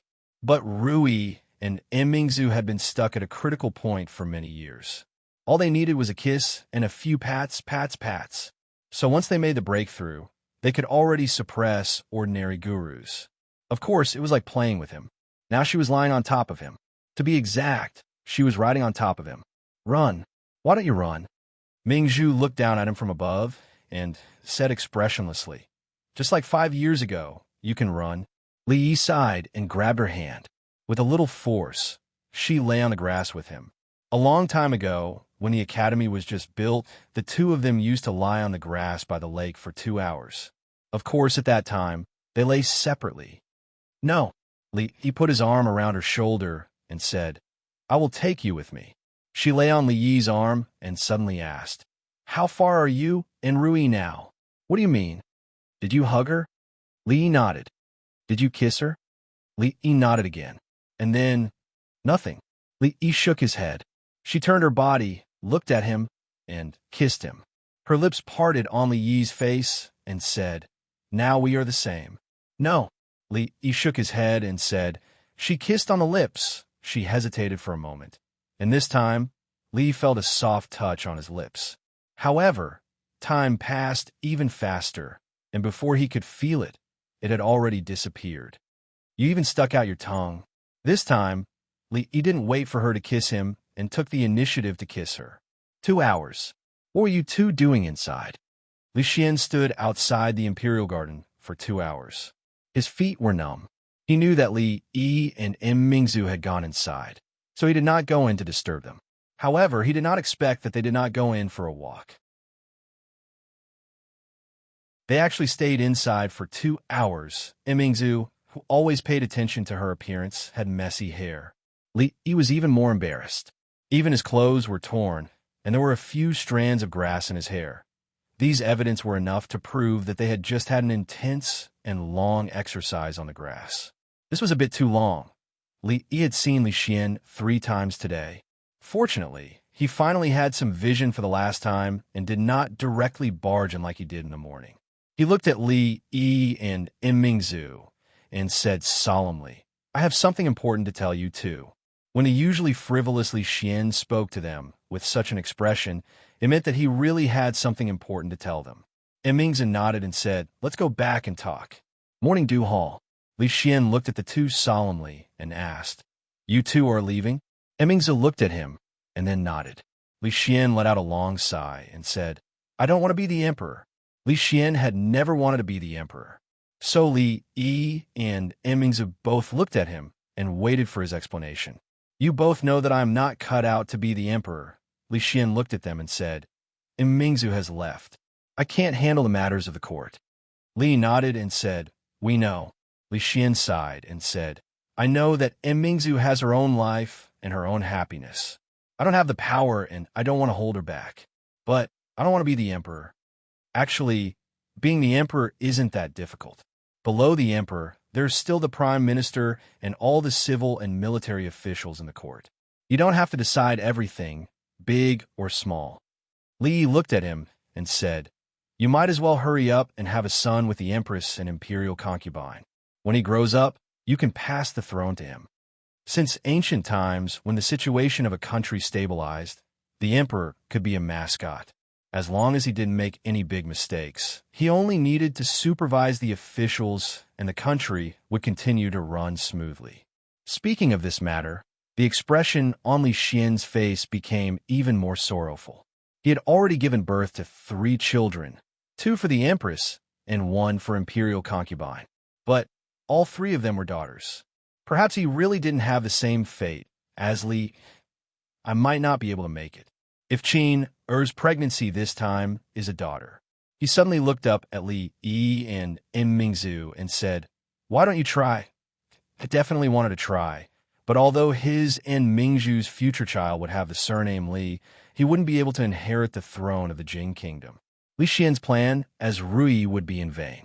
Speaking of which, it was difficult to break through to Grandmaster, but it was even more difficult for a Grandmaster to get pregnant. Now that Rui and Mingzhu had both become Grandmasters, if they wanted to have children in the future, they would have to go through the same hardships that he and Rui had gone through in the past. Li didn't think it was impossible. A lifetime was long, and hard work paid off. As long as he changed a few positions and tried a few more times, he would succeed one day. He didn't know if his situation would be better if he became a Grandmaster. Apart from other things, at least his waist wouldn't be so weak anymore. Before Li Yi and Mingzhu could answer, Li Xian shook his head and said, no, even if you can give birth, it will be more than 10 years later. I can't wait that long. Li Yi looked at him for a long time and said, there are so many princes in the Li family. You could just pass the throne to one of them. Li Xian looked at him and said, do you think I'm stupid? If I really pass the throne to someone else, do you think we can still live? It seemed that he wasn't as stupid as he thought. Li looked at him and said, just accept your fate. Only you being the emperor is the best. Anyone who wants to be the emperor will not have a good ending. Li Xian seemed to understand something. He looked at him and asked, you mean only those who don't want to be the emperor are the most suitable? Li Yi shook his head and said, I didn't say anything. There are countless princes who want to be the emperor. The only ones who don't want to be the emperor are probably you and Xiao Han. In the Mathematics Institute, Li Han, who had just solved a difficult mathematical problem, was different from usual. He didn't feel excited at all. Instead, he felt an inexplicable annoyance. A beautiful girl walked in and said with a smile, Brother Han, I cooked lotus seed porridge. Try while it's hot. Li Han felt even more bitter when he saw the beautiful girl, but he still squeezed out a smile and said, thank you, Sister Wang.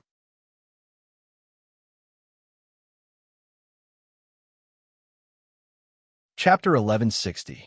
Sir, how do you solve this question? Li Han asked him with a question. Li Yi glanced at it and felt it was strange. Although this question required a lot of twists and turns, with his ability, he could solve even more difficult questions. It was strange that he couldn't solve this one. However, everyone had a blind spot in their thinking. This was normal. When Li picked up the pen and was about to tell him, Li Han asked casually, Sir, is Duanwu not at home? She took Duaner and Xiao Rui outside to play. He didn't raise his head. Why, are you looking for her? Nothing. Li Han shook his head and suddenly said, Sir, I suddenly understand how to solve this question. I'll solve it myself first. I'll come back tomorrow to show you. Li Yi put down the pen and looked at him. Duanwu is not at home tomorrow either. Then Li Han realized something was wrong as soon as he opened his mouth. He immediately said, I just have something to talk to her about. I still have some doubts about mathematics. I'll come back in a few days to ask, sir. Li drank some water and asked, You're not wondering about mathematics, but why Duanwu ignores you? Li Han froze in place. After a moment, he sighed and said, A girl's mind is even harder than a mathematics question. Li Yi looked at him and asked, If you want Duanwu to pay attention to you, you have to first tell me who the younger sister of the Wang family is? Li Han sighed again and said, "Her name is Wang Ling. The Wang family and the royal family had always had a close relationship. 7 or 8 years ago, they had bet on the right treasure and married their first daughter to Li Xian, who was still the heir. Now that the heir's wife had become the empress, the Wang family had become the most famous family in the capital. Wang Ling was Wang Qin's younger sister. Her engagement to Li Han was even before Li Xian and Wang Qin. Li didn't know if the Wang family was betting everywhere or if the Wang family's master's eyes were really extraordinary. He only found out after asking Li Han that it was the latter. The Wang family only had 2 daughters. One was married to Li Xian. One had been betrothed to Li Han since she was young. Wang Linger and Li Han were childhood friends. Speaking of which, the Dragon Boat Festival only appeared later. Unfortunately, there were some things that didn't care about first come, first served. There was no way to reason this out. Is there no way to make a girl not be jealous? Li Han looked at him and asked for help. "Sir, what should I do?" In his eyes, the teacher could teach him more than just arithmetic. He had so many mistresses. If he had a tenth of his teacher's ability, he wouldn't have made things like this. It was a woman's nature to be jealous. A woman who wasn't jealous wasn't a woman. Even when Wanru and Rui would get jealous for no reason, not to mention the jealous Rui. If he knew how to stop a girl from getting jealous, he wouldn't have been beaten up so badly by her in the past. Li Han was just left out. Back then, he risked his life every single time, living under the threat of autumn water, living in fear. He looked at him and asked, "Tell me the truth. Do you like that sister from the Wang family?" Li Han pondered for a long time before saying, "Ever since she was young, she always followed behind me in everything. I treated her like a younger sister. I would beat up anyone who bullied her. At that time, Lady Mother told me that she would be my consort. We promised when we were young that I would marry her when I grew up." Li continued to ask, "Do you like her?" "I like the Dragon Boat Festival." Li Han looked up at him and said, "But I can't hurt the sister from the Wang family. She trusts me the most. Sir, I really don't know what to do." Relationships were complicated. Li could teach him arithmetic, but he couldn't teach him these things. Should he break the engagement with the Wang family and choose to be alone for the rest of his life? He could live a carefree life with the Dragon Boat Festival and leave the Wang family's childhood sweetheart alone until she grew old, or marry someone else and live a depressed life. Or he could keep his promise and give up on the Dragon Boat Festival and complete the engagement with the Wang family. Or there were other choices. These were all decisions that Li Han had to make himself. Even if Dragon Boat Festival was his sister, he wouldn't give Li Han any guidance on this matter. Li Han left. Before he left, he didn't get any answers from Li Yi. Li Yi picked up the teacup and found that there was no water left in the cup. A figure came out from the back of the hall and refilled his cup. Li looked at Dragon Boat Festival and asked softly, "Do you blame me?" He could tell Li Han that he didn't care about the engagement. A good man was the one who courageously pursued true love. He was Dragon Boat Festival's brother, so he naturally had to think for her first. If it was 7 or 10 years ago, before he came to this world, when he first came to this world, he would have told Li Han to pursue free love. This was what a young man should do. However, he wouldn't do that now. This wasn't a modern world after all. There were rules here. Maybe Dragon Boat Festival would be sad because of Li Han's choice. Maybe the other girl's hair would turn white overnight because of him. However, these were all his choices. The girl shook her head and said, "Actually, they met first. Brother, am I too jealous? I ignored Li Han because I wanted him to leave Wang Linger. Am I very bad? There is no order in this matter, and there is no right or wrong." Li stood up and patted her shoulder. He said, "I believe that you will handle everything well." The Mathematics College and the Women's College were on vacation. When Li Yi and Shanning walked around the college, they could only see some servants. The teachers and students had already gone home. Xiaohan has locked himself in the Mathematics College for the past few days. He said that he wouldn't come out until he proved the theorem. He didn't want to see anyone. Shanning looked at a building in the distance and said worriedly, "I'm really worried that he will get sick from holding himself in." Li Han already knew that the theorem wasn't something he could prove in his lifetime. He was just avoiding it. He said that he wouldn't see anyone, but in fact, he just didn't dare to see two people. A beautiful girl came from the front and bowed to Shining. She said, "Greetings, Sister Ning-Er." Shining looked at her and asked, "Ling-Er, you went to see Xiao Han again?" The beautiful girl nodded and said, "Brother Han needs to use his brain every day. I cooked some lotus root and pork rib soup. It can nourish the blood, replenish the marrow, calm the nerves, and strengthen the brain. Go." Shining nodded and said, "He likes pork ribs soup the most." She looked at Shining and bowed to Li Yi before leaving. "Then I'll go first."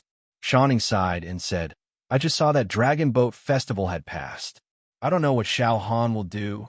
Li Yi shook his head and said, "Let them worry about their own matters." Shining looked at the pavilion in the middle of the lake in the distance and said, "I haven't gone fishing in a long time. Let's go fishing by the lake, okay?" Li Yi nodded. Shining revealed a smile on her face. She subconsciously held onto Li Yi's hand and walked forward quickly. After 2 steps, she seemed to realize something and quickly let go of his arm. Her face once again revealed a reserved expression. Li Yi still liked to see her innocent and unaffected appearance.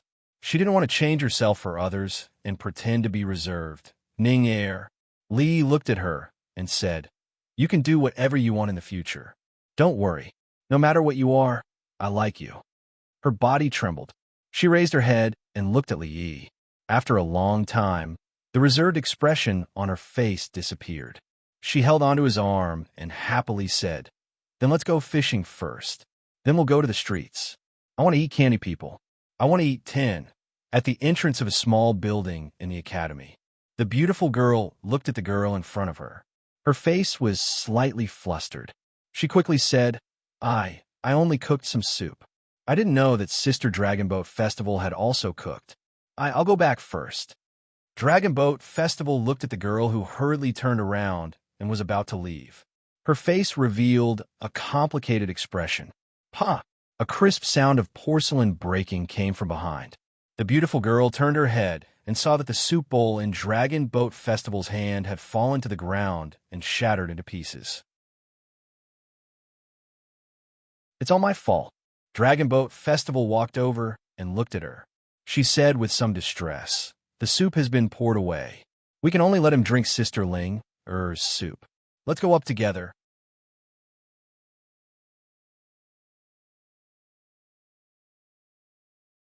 Chapter 1161.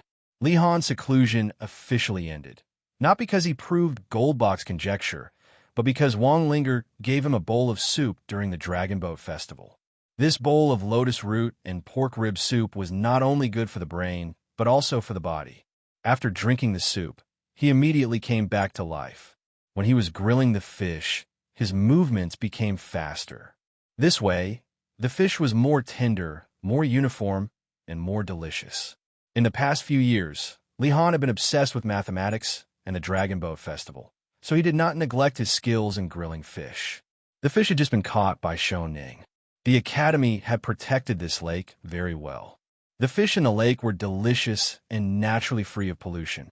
Whether it was steamed, boiled, stewed, or barbecued, they were all very good ingredients. Li Xian did not have such good fortune this time. He did not bother Li Yi for the past 2 days because the Empress was pregnant again. The due date was around the new year, so he had to stay by her side. Shining fed Li Yi a piece of fresh fish and asked, "When are we going back to Rui City? I haven't seen Xiaomu for a long time." Li Yi thought for a moment and said, "After the new year." He did not know when they would come back after leaving the capital this time. The journey was long. Although the old lady was healthy, she had to plan the route well to minimize the bumpiness and fatigue. Moreover, before leaving, she had to see some old friends in the capital and say goodbye to some people. Shining suddenly lowered her head. Her eyes were a little dim. She said, "I have asked my mother. She said she wants to stay in the capital and will not go with us."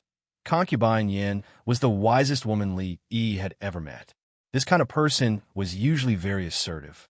Shining wanted her to leave with them, but she refused, so there was no room for negotiation. Moreover, as the old imperial concubine, she could not leave the capital city as she pleased. Li Yi held her hand and said, Don't worry. I will come back with you to see her every year. Shanning's eyes lit up again. She suddenly leaned over and kissed him on the cheek. Then, she blushed and lowered her head to work on the grilled fish in front of her. In the distance, Li Han was flipping the roasted fish. He withdrew his gaze and let out a long sigh. Big brother Han, if you're tired, you should rest for a while. The beautiful girl walked over, took out a handkerchief, and gently wiped the sweat off his forehead. Li Han peeked at Duan Wu, who was standing at the side. When he saw that her face did not reveal any unusual expression, he was delighted and flipped the iron skewers in his hand even faster. The Jing Kingdom had undoubtedly become the center of the world. The capital was becoming more and more prosperous, gathering merchants from various countries.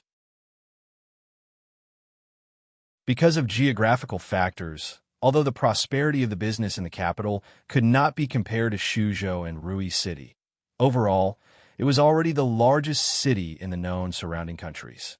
Here, one could eat the sugar figurines of the Jing Kingdom, the Wu Kingdom, the Qi Kingdom. Li Yi could not tell the difference between these sugar figurines, but according to Shanning, each kind of sugar figurine tasted different. 18 years old was actually the time when a girl was in her prime and the most lively.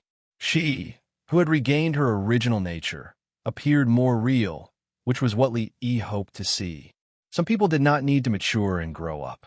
She could be a child for the rest of her life, as long as she was willing, as long as she was happy. Walking on the street from time to time, she would stuff some snacks into his mouth. Li Mu would probably like Shanning very much. Her gluttony was similar to Zui Mo's. Every street in the capital was very noisy, but when the two of them walked to a certain place, they could still hear a clear conversation in front of them. "I've finally found you, Peng. It's time to settle the score between us. You black-hearted thing. How dare you sell us a fake test paper for 10 taels of silver? It's fine if you sell us the fake test paper, but you actually hid the real test paper and passed the written test alone." At the entrance of a restaurant, a few scholars in green who were supposed to be gentle and elegant were now punching and kicking a person on the ground with violent expressions. A woman looked panicked. She pulled the scholars in green and said repeatedly, "Stop beating him, stop beating him. How much money does he owe you? We'll pay you back. We'll pay you back." However, those people ignored her. They waved their hands impatiently, pushed her away, and said angrily, "You can't blame us for doing such a dirty thing even if you beat him to death." "Young masters, please calm down, calm down." An old man walked out of the restaurant and hurriedly said, "A few days ago, there were countless people selling fake scrolls in the capital. You must have stolen a few copies. If you continue to fight like this, someone will die." Of course, those people also knew that this fatty was only one of the countless people who had stolen the test papers. However, the problem was that he clearly knew that there were real test papers, but he still used fake papers to deceive them. He overcame all the obstacles along the way, passed the written test and the martial test, and almost became the emperor's son-in-law. Thinking about how they worked hard to memorize the questions, only to find out that they did not get a single question right after they took the exam. They almost died suddenly in the exam, and after they came out, they were seriously ill for 3 days. This was intolerable. "Go away." One of them shook off the old man and kicked the person on the ground fiercely. He said angrily, he dared to sell fake test papers back then. He should have expected this day. After kicking him a few times, he still could not vent his anger. He picked up a long bench from a roadside stall and smashed it hard at him.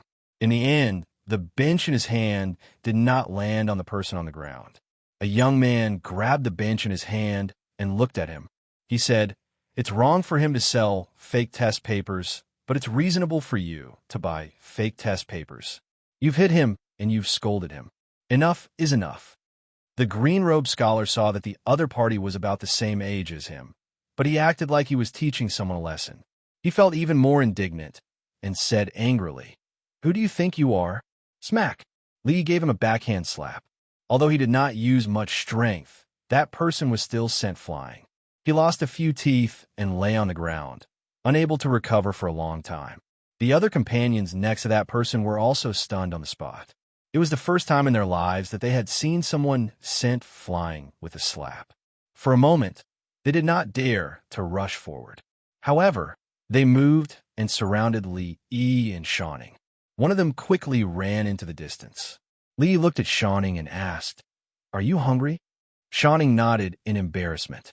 Li smiled and said, "Then let's go in and eat something. This restaurant used to taste pretty good. I wonder how it is now." The old man from the restaurant walked to his side and whispered, "Young master, you should leave quickly. You won't be able to leave in a while." One of the young men glared at the old man, and the old man immediately stopped talking. Li looked at the fatty lying on the ground and said to the woman beside him, "You guys come in too." Although the woman did not know the person in front of her, he was definitely not a bad person since he had helped earlier. Seeing his outstanding temperament, she could not help but be influenced by him. She only hesitated for a moment before nodding. She helped the fatty on the ground up and walked in. The old man's expression changed slightly. He looked at a waiter behind him and said, "Quick, go and get the shopkeeper here." Inside the restaurant, although the fatty's face was bruised, he still struggled to get up. He cupped his hands at Li and said, "Thank you for your help just now." "Brother," he looked at the young man in front of him and then at the woman beside him. He didn't know why, but he felt that he had seen this woman somewhere before. Even this brother of his felt that she was very familiar. "You don't recognize me now? Didn't you say that we were fated when you sold me the fake exam papers?" Li looked at him and said with a strange expression. The fatty's expression changed when he heard this. He trembled and said, "You," he was a little terrified. If the person in front of him had also bought his fake exam papers, could it be that he wanted to beat him up by asking him to come in? Li looked at him and said with a smile, "If you hadn't cheated me of 5 coins, I would have kicked you a few times outside." You. Only one person had bought the fake exam papers from him for 5 coins. The fatty immediately remembered that this person was Mu Zi. However, they did not look alike at all. If he was Mu Zi, then he would be the emperor's son-in-law. Then, wouldn't the woman beside him be? Peng Er turned his head to look again. He finally understood why he felt so familiar with the woman. He suddenly felt his legs turn to jelly, and he almost fell to the ground. The old man walked in from the back door of the restaurant and pointed in front of him, saying, "Shopkeeper, it's them." A middle-aged man walked in front of him. The man did not look old, but his hair was already white. There was another sturdy man beside him. When Li looked over, he was slightly startled. Then, he could not help but laugh.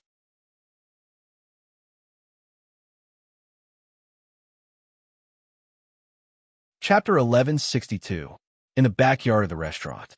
Chini looked at Li with a smile, cupped his hands, and said, "Greetings, Jiang of Silla." Wu Er stood beside him and smiled honestly, looking a little embarrassed.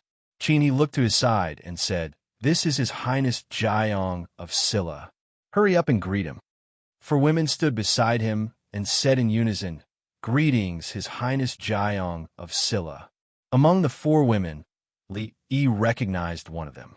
She was Miss Lin of Silla, who had stirred up the entire capital with an unjust case several years ago and caused the Chu family to go from prosperity to decline. He had never seen the others before.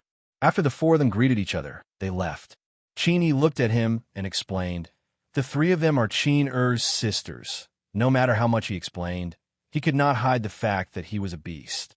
He might as well not be called Qin He and change his name to Beast. Li looked at him and shook his head slightly, saying, "I haven't seen him for several years, but 5th Master has become such a beast."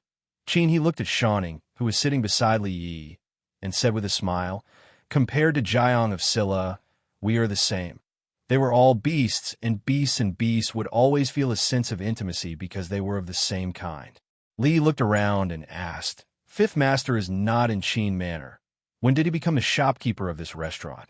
"Qin Manor is too big, but there are not many people. I'm not used to living here." Chini smiled and said, "After father passed away, I sold Qin Manor and bought this restaurant. When I am free, I'm a shopkeeper. It is not bad. Prime Minister Qin had already passed away a year ago. This old man had devoted his entire life to the Jing Kingdom. In his later years, his family was ruined, and he only had one son by his side. The rise of the Qin family was caused by Prime Minister Qin, and also ended with Prime Minister Qin. Fortunately, the last few years of his life were peaceful, unlike Grand Tutor Chu, who ended up being cursed by thousands of people. 3 years ago, Grand Tutor Chu died of depression, and the Chu family became history. A generation of Grand Tutor Imperial Tutor had fallen to such a state. It was sad and lamentable. Before my father passed away, he always wanted to see you. Chini helped him refill his cup of tea and said, in those years, Grand Tutor Chu was despised by everyone. People began to call my father the scholar's bone of Jing Kingdom. He said that he wasn't a scholar's bone, he was just a bag of old bones with a bit of a scholar's persistence. Chini looked up at him and said, he said that you're the bone of the Jing Kingdom, the real bone. Before you appeared, there were no bones in the Jing Kingdom, but now there are. Unfortunately, he can only see that after the Jing Kingdom has a bone, he can only stand up and walk forward 1 step, 2 steps, but he can't see any further. Li looked at him and suddenly asked, don't you hate him? Hate, of course I hate him. Chini nodded and said, he was a good prime minister, but not a good father. Otherwise, the Qin family wouldn't have fallen to such a state, but, as he spoke, he smiled and waved his hand, saying it's all in the past. Everything is fine now. People still have to look forward and not always look back. As for Qin Li couldn't give much of an evaluation. He was one of the few people he had met who understood. He admired him. Perhaps it was because the two of them were both beasts in some aspects. Chini drank a cup of tea and said, this time, the Jiang of Silla returned to the capital, but there was no news from the capital at all. I really find it a bit strange. Li heard the meaning in his words. It was nothing more than every time he returned to the capital, he would cause a commotion in the capital, wanting everyone to know that he was back. This time, he was a little too low-key. He smiled and put down the cup. He stood up and said, there'll be news soon. Crash. In the restaurant, a young official with half of his face swollen flipped over a table and said angrily, where is he? Come out. As he walked into the restaurant, more than 10 young people came in one after another. These people had outstanding temperament and were dressed luxuriously. At first glance, one could tell that they were not ordinary people. Behind them, a group of officials quickly came in. Peng Er sat on the innermost stool. Seeing this scene, his body trembled. These people were all the sons of famous officials in the capital. How could they be alarmed? He immediately whispered to the woman beside him, quick, go to the back and tell that brother not to come out. After saying that, he realized that the person who bought the fake test papers with 5 copper coins was not an ordinary person. That was the current emperor's son-in-law. Moreover, with her royal highness by his side, what did he have to be afraid of? The ones who should be afraid were those people. At this time, Li and Shanning had already come out from the back. The official with the swollen face pointed at Li and said loudly, that's him. A young man beside him looked at him and said with a frown, you guys were beaten like this by him alone. Do you need to come to the county government to ask for help? A man behind him smiled and said, if I had known this would happen, I wouldn't have come to watch the show. What a waste of food and wine. As they talked, they didn't notice that behind them, several people's faces had changed dramatically. Their lips couldn't stop trembling, and they couldn't even stand steadily. Li turned to look at Qin and said, it's not easy to take advantage of you. Give me all your specialty dishes. Qin looked at Wu and said, go and arrange it. You're about to die, and you still want to eat. Half of the young official's face was swollen, and he couldn't speak clearly. He pointed at Li and said, that's him. The young man beside him looked at the yamen runners behind him and said, what are you waiting for? Take him back to the county government first. The guests in the restaurant had already run away when these people came in. Li and Shanning picked a table and sat down. The group of yamen runners came to them. Seeing that they were so calm, they didn't dare to act rashly. Seeing this, the young man who had just ordered them was about to get angry, but he was pulled by someone behind him. The man said in a trembling voice, that seems to be Jiang of Silla. Jiang of Silla? Hearing this, the young man was stunned. For a moment, he didn't remember that there was a Jiang of Silla in the capital city. The next moment, when he came to his senses, his legs began to weaken and cold sweat broke out on his forehead. It had only been 2 years since his father was transferred to the capital city, but he couldn't be more familiar with the legendary Jiang of Silla. This was a man who had once stirred up the entire capital city, the entire Jing kingdom, and affected the general trend of the world. His legs were weak, but he couldn't let them go. He forced himself to gather some strength, took 2 quick steps forward, and shouted, "Stop!" Seeing that their young master had spoken, the group of Yamen runners immediately retreated to the side. The young man took a deep breath, took 2 steps forward, bowed, and said in a trembling voice, "Greetings, Jiang of Silla, His Highness Jiang of Silla. This is a misunderstanding." Thump. Someone's legs went weak. It wasn't the stuttering young man, but Peng Er.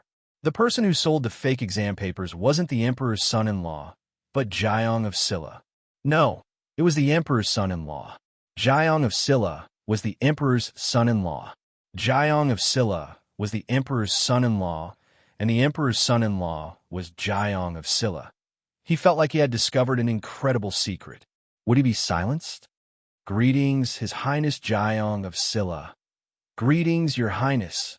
Seeing this, the dozen or so people also walked forward, trembling. Their faces were pale, and they all bowed to pay their respects. At this moment, their hearts were filled with regret. Why did they have to join in on the fun? The group of people almost surrounded the table. Li looked back at them and said, "Why are you all standing here? Do you want to sit down and eat?"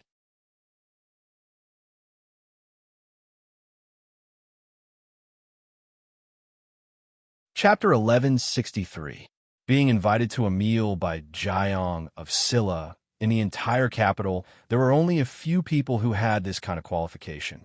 What these young people felt at this moment was naturally not that they were overwhelmed by the favor, but that they were terrified.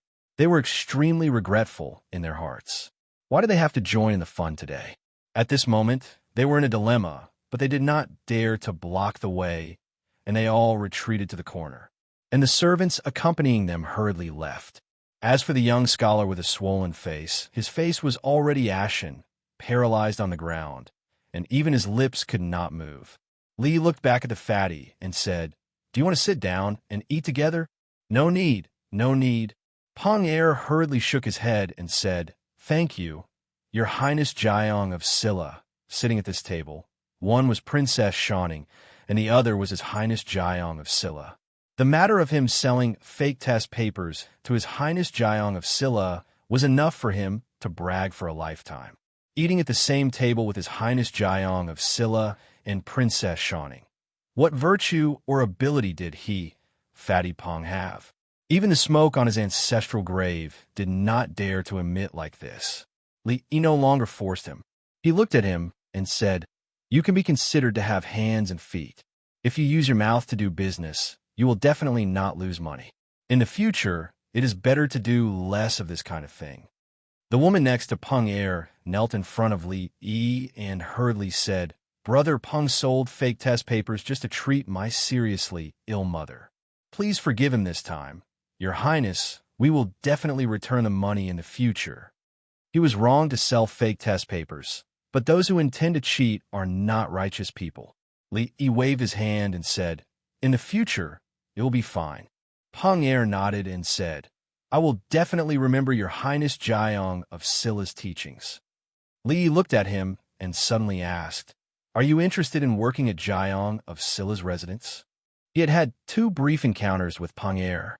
Although his act of reselling fake exam papers seemed to be beneath him, the fact that he was able to stand out among all the fake exam dealers in the capital and successfully attract so much hatred showed that he still had a lot of redeeming qualities. After all, there were so many unscrupulous dealers in the capital who sold fake test papers, but he was the only one who was beaten on the street. This kind of person was born to do business. After they left this time, the Li family still needed a reliable person to take care of the business. This Peng Er would be of great use if he was properly trained. Peng Er was stunned at first, but after he realized it, he immediately knelt on the ground and said, "Li family, of Li family, Your Highness Jiang Silla, Your Highness, Your Highness. Li Yi waved his hand and motioned for Peng Er to get up. A middle-aged man in official robes walked in from the door. He tidied up his clothes and said respectfully, "This lowly official is the capital's magistrate Linda. Greetings, Your Highness Jiang of Silla and Princess Shining." When Li Yi left, the capital's magistrate was still Lu Dayo. Now that Lu Dayo had become the capital governor, this new magistrate was a new face. His face was a bit frightened as he said, "This lowly official was not strict enough and alarmed Your Highness. Please punish me." Li looked at this magistrate and asked, "Fighting in the street with no regard for human life? What about the law?" The middle-aged man looked at the young man with a swollen face and immediately said, "Your Highness, rest assured, this lowly official will investigate this case and punish it according to the law." Li looked at Shining and asked, "Are you full?" Shining nodded and said, "I'm full." Li stood up and looked at the magistrate and said, "I'll leave this to Magistrate Lin."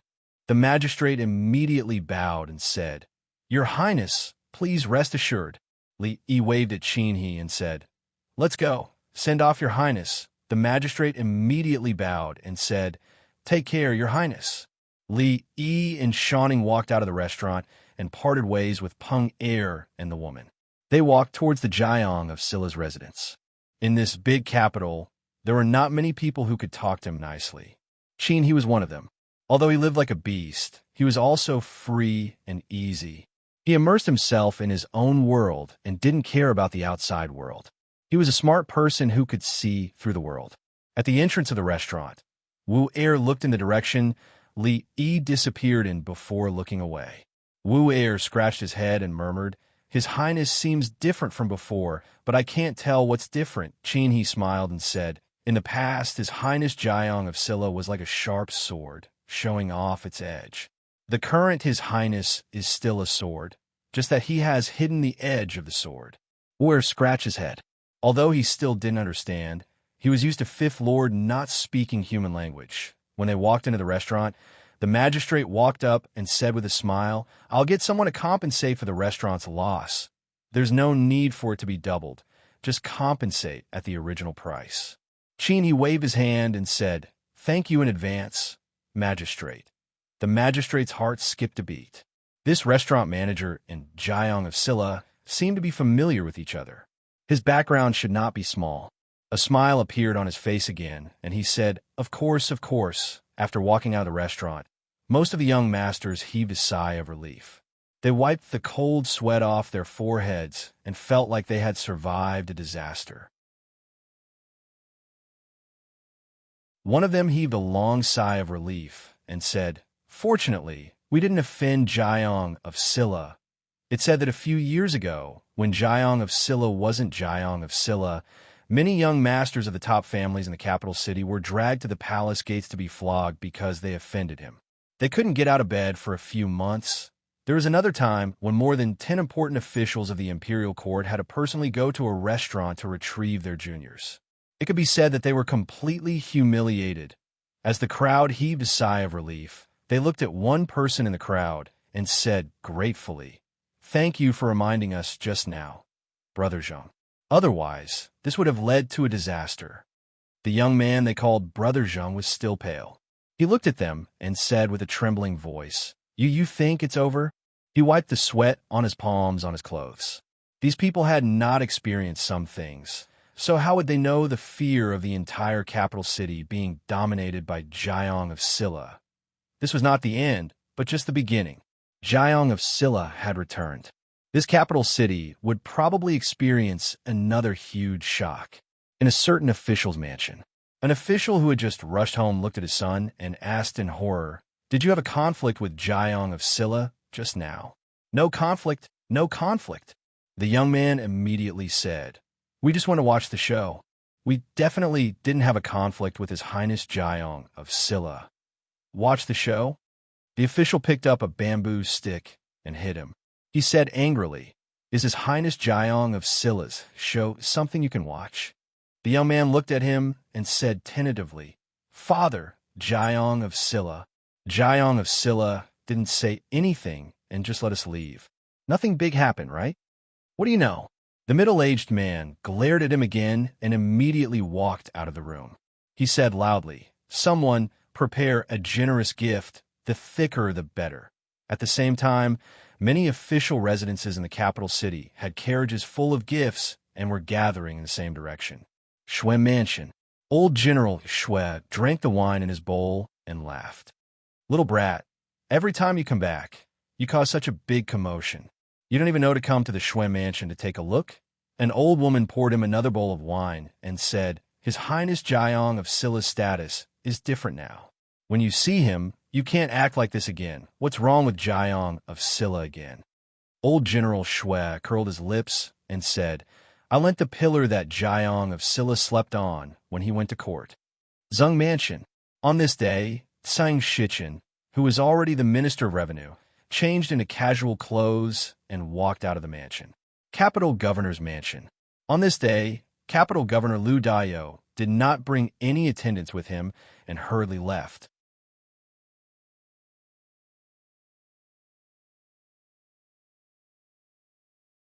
Chapter 1164. Since returning to the capital, Li Yi had been staying with the Li family and had not returned to the Jiang of Scylla estate. Today, the main gate of the Jiang of Scylla estate was open for the first time in several years. In front of the gate, there was an endless stream of carriages and sedan chairs. Most people put down their gifts and left in a hurry, without even stepping through the gate. In the past few years, the Jiang of Scylla estate had only left a few servants to clean the courtyard. This time, the officials and nobles of the capital had gathered, and the servants in the estate were somewhat overwhelmed. Shanning simply transferred some of the maids and servant from her princess residence over just to help them carry the gifts. Of course, not everyone put down their gifts and passed through the gate without entering. "Where's Zumo and Xiaomo?" This was the first thing Tsang Shichen said after seeing Li Yi. Li Yi shook his head and said, "They're in Rui City. They didn't come back this time." Seeing the anticipation and excitement on Tsang Shichen's face disappear in an instant, Li Yi glanced at Li Yi and said indifferently, "You're back." A mere minister of revenue dared to speak to him like this. After not seeing each other for a few years, Lord Tsang had become a lot more arrogant. However, for the sake of Zumo and Xiaomu, Li Yi did not argue with him for his lack of manners for the time being. Lu Daiyou walked over quickly with an excited expression on his face and said, "Your Highness, you're back." Lord Lu's attitude was much better than his predecessors by many times. It's been 2 months since Yi Zhong left the capital to investigate the unjust cases. I'm afraid he won't be back in a short time. Lu Daiyou looked at Li Yi and said with some regret, "He must be very happy to know that your Highness has returned to the capital." Hearing Lu Yizhong's name, Tsang Shichen looked at him and couldn't help but say, "Your Anqi County is really full of talents." Old Zeng was right. Lu Daiyou had originally been the magistrate of Anqi County. In less than 10 years, he had climbed to the position of the capital governor. He had reached the pinnacle of being a local official. As for Lu Yi, he had been promoted from an insignificant constable to the current Minister of Justice.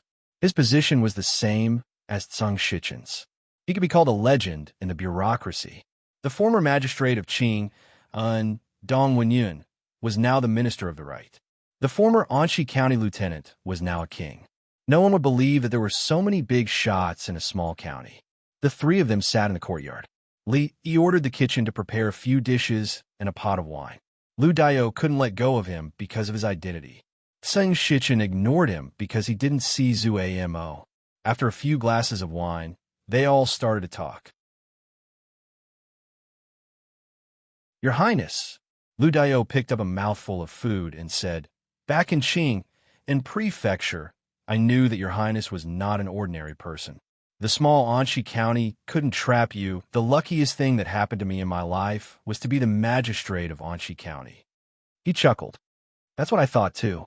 After being the capital governor and the Minister of Justice for so long, I actually missed the days back in Anqi County. Lu Daiyou didn't have a high tolerance for alcohol. Even though it wasn't hard liquor, he was soon drunk. He leaned on the table and muttered to himself. Tsang Shichen drank unhurriedly. After Lu Daiyou was drunk, He took another sip of wine and said slowly, "Back then, Big Brother was framed. In order to protect the Zheng family, he took all the blame. His family was destroyed. At that time, my official rank was too low, and I could only watch. Later, I climbed to the position of Assistant Minister of the Ministry of Revenue and repeated what that person had done to Big Brother. Later, I let him die on the road of exile. Revenge was taken, but the Zheng family was no longer the Zheng family. Later, when Zumo came to the capital, she didn't want to acknowledge me as her second uncle. She liked me so much when she was young." Zheng Shichen took a big gulp of wine and smiled. "I still have to thank you for this, Your Highness Jiang of Silla." He picked up the wine pot and drank to his heart's content. Then he stood up and patted his shoulder. "Don't let Zumo be wronged, I beg of you." Zheng Shichen walked away reeking of wine. Li Yi knew that he wasn't drunk. In this world, there were always some people with special plots. Princesses and empresses were considered normal. There were also sister Khan, daughter Khan, and niece Khan. Some of these people had dirty thoughts, and some were pure. They really protected and loved each other from the bottom of their hearts. Changda walked out of the backyard. His breathing was a little chaotic. This wasn't common for a grandmaster like him, unless another grandmaster forced his breathing to be chaotic. Mingzhu, on the other hand, appeared calm and composed. A chrysanthemum-like smile bloomed on Changda's old face. He bowed and said, "This old servant is no longer a match for your highness." Li Yi felt a little sad. Even Mingzhu had broken through. When would his opportunity to become a grandmaster come? On second thought, even if he broke through, he wouldn't be able to defeat Chang, Su, or even Mingzhu and Rui. What was the point of such a breakthrough? Li Duan held Xiao Rui's hand and ran out from the backyard. The two of them had been separated for several years, but these days they were inseparable. When he ran past Lao Chang, he halted, bowed, and said, "Master." Xiao Rui also looked at Mingzhu. "Auntie." She didn't know who Changda was, so she didn't know how to greet him. She just called him master like Li Duan. Li Duan looked at Mingzhu and hesitated for a moment before saying, "Auntie." Before Li Yi could correct him, he ran outside with Xiao Rui. The Zhao kingdom has sent an ambassador. Mingzhu sat beside him and said, "In the past few months, Zhao Yi personally led the army and broke through the cities of the Zhao kingdom with irresistible force. Now, half of the Zhao kingdom has fallen into the hands of the Qi kingdom." Li Yi thought about it and asked, "The Zhao kingdom wants to borrow troops?" Mingzhu nodded and said, "What the courtiers mean is that although we have old grudges with the Zhao kingdom, if the Qi kingdom conquers the Zhao kingdom, it will become a greater threat to us. In order to prevent the Qi kingdom from growing stronger, we should send troops." Li Yi shook his head and said, "I'm afraid it's too late." Sending troops was not something that could be done on a whim. Not only did they have to mobilize the troops, they also had to prepare rations and pay for the troops. In addition to the long journey, by the time the troops guarding the borders received these orders, it would already be too late. This time, it could be said that Zhao Yi had made up his mind to go crazy. He was the kind of person who would kill anything that stood in his way. His expansion would eventually become a serious problem for the Wu kingdom and the Jing kingdom. Neither kingdom would sit by and do nothing. It was because he knew this that he sent troops so quickly and wanted to conquer the Zhao kingdom in the shortest time possible. When the Zhao kingdom was completely conquered by the Qi kingdom, it would not be easy to touch them. Mingzhu nodded and said, "Even if it's too late, we have to be prepared. Once the Qi kingdom grows stronger, they will eventually point their spear at us." Li Yi shook his head and said, "Zhao Yi is a smart man. Without heaven's punishment and cannons, he will not send troops to the Jing kingdom or the Wu kingdom. The emergence of gunpowder and cannons had made the Jing kingdom and the Wu kingdom look like they had turned on a cheat code. In terms of military strength, they had rapidly advanced to the forefront of the world. Coupled with suitable tactics, they were almost invincible. Zhao Yi knew this very well. Without heaven's punishment, he would not dare to do so. The two of them were discussing this matter in the courtyard. Outside the courtyard, Li Duan and little Rue were sitting on the swing. Suddenly, he turned his head to look at her and asked, "Little Rue, will you marry me in the future?" "Of course." The little girl turned to look at him and said matter-of-factly, "We've agreed." "Are you going back on your word?" "No, no." Li Duan hurriedly shook his head and said, "However, if you marry me in the future, you can't call that Aunt Anne anymore. Why not?" The little girl blinked and looked at him curiously. "What else can I call you if not Aunt?" "Call me Mother." Li Duan thought for a moment and said, "Also, the little auntie who gave you the candy just now, you can't call her little auntie. You have to call her little miss like me." The affairs of the Zhao kingdom were attended by countless important officials in the imperial court. A few days before the new year, Li Yi went out to visit a few old generals and gave them the gifts he had received a few days ago. Then came the new year. On the third day of the first lunar month in the 5th year of Jingping, something big happened in the capital city. Even for the entire Jing kingdom, this was a major event. On this day, the empress gave birth to a baby boy. Both mother and child were safe.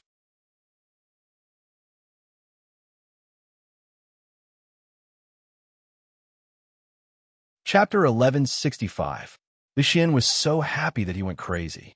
Seeing him stand up and sit down and stand up again with an uncontrollable excitement on his face, Li Yi suddenly felt a little distressed for Li Xian's son, who didn't even have a name until now. His name was the Emperor. Empress Wang Qin gave birth to 2 princesses, and imperial concubine Shen Su gave birth to a princess. Li Xian's hair was about to turn white from worry. If Xiao Rue was a prince, Li Yi felt that Li Xian had already titled himself as the emperor. The next day, Li Xian announced the news that the empress's legitimate son would be the crown prince. If it wasn't for the fact that his youngest son couldn't even crawl, then the imperial edict would be the succession edict. The one who was obviously relieved was Li Han. Li clearly felt that he walked a lot more briskly.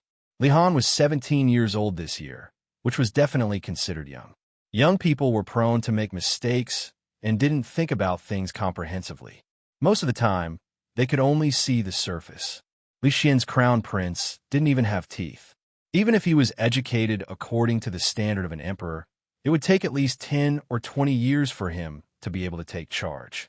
Li Xian couldn't wait for 10 or 20 years. Therefore, before Wang Qin gave birth to the crown prince, Li Xian still had a bit of face. He would take into account all aspects and not pass the throne to Li Han. Now, he would not pass the throne to Li Han, but His Royal Highness Prince Jin couldn't run away, because the crown prince was still young. When the emperor experienced the suffering of the people, he needed someone to assist him. Looking at Li Han talking to Duan Wu with a smile on his face, Li Yi couldn't bear to break his dream, so he let him sleep a little longer for the time being. This year's court meeting was not on the first day of the first lunar month. Those days were the empress's due date. In the royal family, this was a first-class event, so the date of the court meeting naturally had to be postponed. Now, it was a double happiness. Li Yi originally did not want to participate in the Grand Court Assembly, but he wanted to see what Mingzu looked like wearing a phoenix crown and a phoenix cloak. She would only wear those clothes when she was in court. Shanning, who was in charge of the women's union and many colleges in the capital, would also appear at the Imperial Court Conference. The Qi Kingdom, the Wu Kingdom, and the Zhao Kingdom had all sent envoys to the Jing Kingdom. This time, they didn't just send envoys casually. Instead, they sent envoys to the Jing Kingdom with formal etiquette. This was probably the pinnacle of diplomatic relations in the history of the Jing Kingdom. Your Highness Jiang of Silla. Greetings, Your Highness Jiang of Silla. During the distance from the palace gate to the political hall, all the officials that Li Yi met, some of whom he knew, some of whom he did not, bowed to him. Old General Xue sighed and said, "I still remember the first time you stood here a few years ago. Back then, you were just a young boy. In just a few years, you are already standing in front of us, the old fellows who have been in the court for decades. The few old generals usually did not attend court, but they would not miss the annual Grand Court Assembly." Old General Ma stroked his beard, and a look of reminiscence appeared on his face. The few of us only noticed you because of Tianfa. Who would have thought that you were hiding so much more than just Tianfa? Compared to you, we are really old. Li Yi smiled and said, since ancient times, the waves behind beat the waves in front, and the waves in front die on the beach. This is normal. Normal. Old General Shui suddenly looked at him and shook his head. He said, you have changed a lot over the years, but your shamelessness has always been on par with old man Ma. Surnamed Shui, in terms of shamelessness, I am still 10 feet away from you. Li Yi smiled as he watched the two of them start their daily bickering. Then, he turned around to take a look. He was sitting at the front of the court. Li Xian had sent someone to bring a chair over, but he had rejected it. From his position, there were more than 100 civil and military officials in the hall. They stood orderly, and their faces were full of smiles, mixed with a trace of pride and arrogance. Behind them, there were still countless figures outside the hall. No matter how big the legislative hall was, it could not accommodate all the officials who had come to the capital to attend the Grand Court Assembly. This was the Jing Kingdom, the Jing Kingdom that he did not have any sense of belonging to in the beginning. Now, step by step, he had completely integrated into the Jing Kingdom. At a certain moment, the hundreds of officials suddenly bowed at the same time and said loudly, "Welcome, Your Majesty. Welcome, Princess Royal." After Li Xian sat down, he raised both of his hands and said calmly, "Everyone, please rise." After that, it was time for the Grand Court Assembly to go through the proper procedures. Since ancient times, emperors have established themselves in order to rule over the world. They must establish a dynasty and establish the foundation of the country so that the ancestral clan and society can rest without borders. I, the emperor, have been trembling all night and look up to my ancestor, Mo'olai. My legitimate son, Li Zhe, is a hero and belongs to the will of the heavens. I hereby abide by the first imperial edict, record the ceremony, bow down to the will of the people, and sincerely inform the heavens and the earth, the ancestral temple, and the country that I hereby confer the title of Crown Prince and appoint him as the Eastern Palace's Crown Prince. This was the first imperial edict announced by the eunuchs in the Grand Court Assembly. Li Xian's intention to shift the blame to others had been going on for several years. This little fellow, Li Zhe, became the Crown Prince on the first day of his birth, and became the future master of the Jing Kingdom. He had only been in this world for less than 24 hours, but Li Xian had already praised him to the heavens. Words like talent and outstanding were endless. The hundreds of officials could do nothing about it, and there were countless people who looked bitter. How could they, as the officials, not know what His Majesty was thinking? However, it was not easy for the Empress to give birth to a legitimate son, so no one would raise any objection at this time. The second imperial edict was to expand the number of members of the State Affair Council. The original number of members of the State Affair Council was increased from 15 to 20. The State Affair Council was an institution proposed by the eldest princess several years ago. The members of this institution were composed of 2 prime ministers, 6 ministers, the imperial censor, the governor of the capital, and several important officials. Among them, the name of Prince Jean, Li Han, was also included. No one was allowed to monopolize the power when there was a difficult decision to be made. The members of the State Affair Council had to discuss and make a decision together, and then report it to His Majesty or the eldest princess. His Majesty had no objection to this proposal. In recent years, the decision of the State Affair Council had been passed by His Majesty and the eldest princess. To some extent, the existence of the State Affair Council allowed His Majesty to be lazy with a clear conscience. This made the hundreds of officials doubt His Majesty's intentions more than once. However, this was indeed beneficial to the country, so no one could raise any objection to it. Every member of the State Affair Council could be a prime minister. From then on, all the officials in the imperial court and even the literati of the Jing Kingdom aimed to enter the State Affair Council. The imperial edict to appoint the crown prince and increase the number of members of the State Affair Council were the 2 most important matters. What followed was a long and tedious report from an official that everyone loved to listen to. Within these 4 hours, They would know the changes in the military, economy, politics, population, and system of the Jin Kingdom in the past year. The Jin Kingdom had been making progress every year. They had God's punishment and cannons, which could intimidate all the other countries. The national treasury was filled day by day, and various new policies that were beneficial to the people were introduced continuously. This was the result of the hard work of all the people present here for a year. These results would be written on the imperial board and posted on the walls of the palace, which was transparent to the people of the Jin Kingdom. Li was actually not very interested in these things. He looked at Mingzu, who was sitting above him, and thought to himself, I must remind her to take this dress with her when I leave in a few days.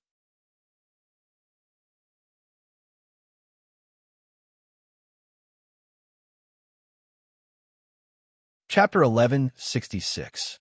10 years ago, or even 5 years ago, none of the officials in the hall would have imagined that one day they would be able to witness such a grand court conference. Politics, economy, population, agriculture, commerce. Almost every aspect that they could think of was developing at a gratifying speed. In the past, they could not see the future of the Jin Kingdom because they were confused. Now, they still could not see the future of the Jin Kingdom because the Jin Kingdom's development had far exceeded their imagination. Of course, the Grand Court Conference brought not only joy, but also worry to the officials.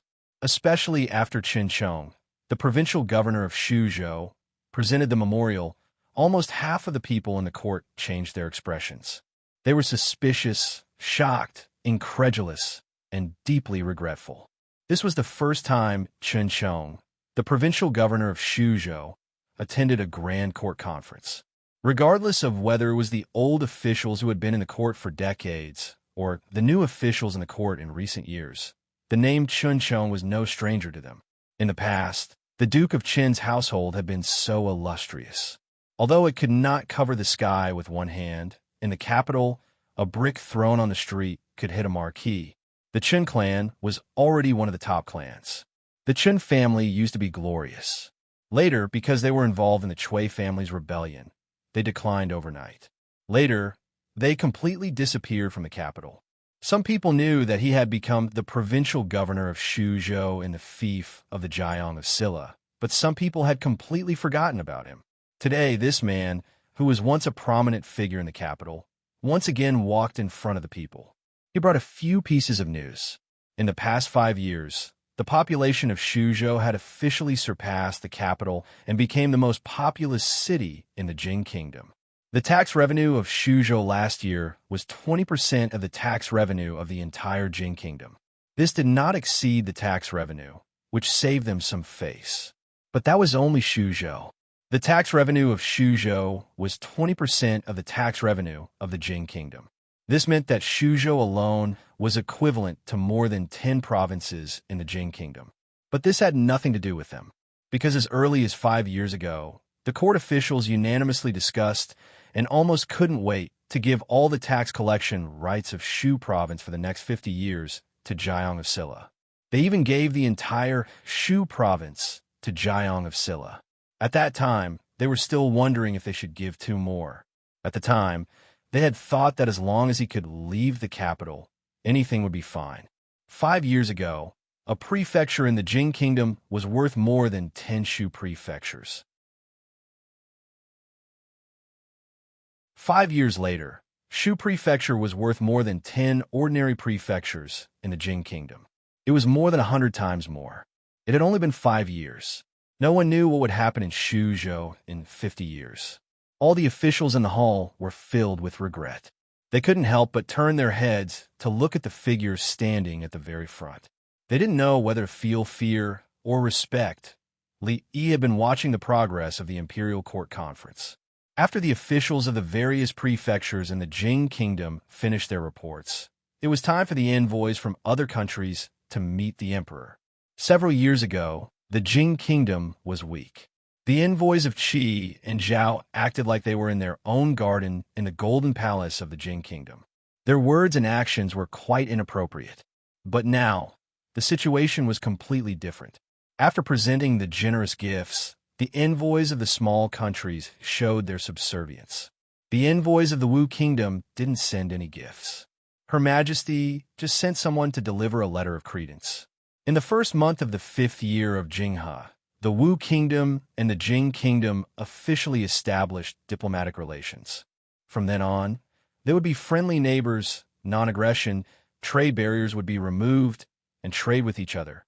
The gifts sent by the envoys of the Zhao Kingdom were very generous, because they came to ask for help. The army of the Qi Kingdom was approaching the imperial city of the Zhao Kingdom. If the Jing Kingdom didn't lend a helping hand, it wouldn't take long for the Zhao Kingdom to disappear in the long river of history. Although the envoys of the Qi Kingdom were not as enthusiastic as those of the Wu Kingdom, they also expressed their intention to establish diplomatic relations. When they presented themselves, the envoys of the Zhao Kingdom kept a straight face from the beginning to the end. The imperial court conference started in the morning and lasted for several hours. It didn't end until the afternoon. A few of the old generals and some of the senior officials in the court had already been given a seat by Li Xian before the court session had even begun. The younger officials, on the other hand, had been standing the entire time. When the court session ended, almost all of them were limping. It was just a few hours. He didn't feel anything. After the imperial court conference was over, he was the first to leave. He didn't walk far when he heard a hurried voice behind him. "Your Highness Jiang of Silla. Your Highness Jiang of Silla."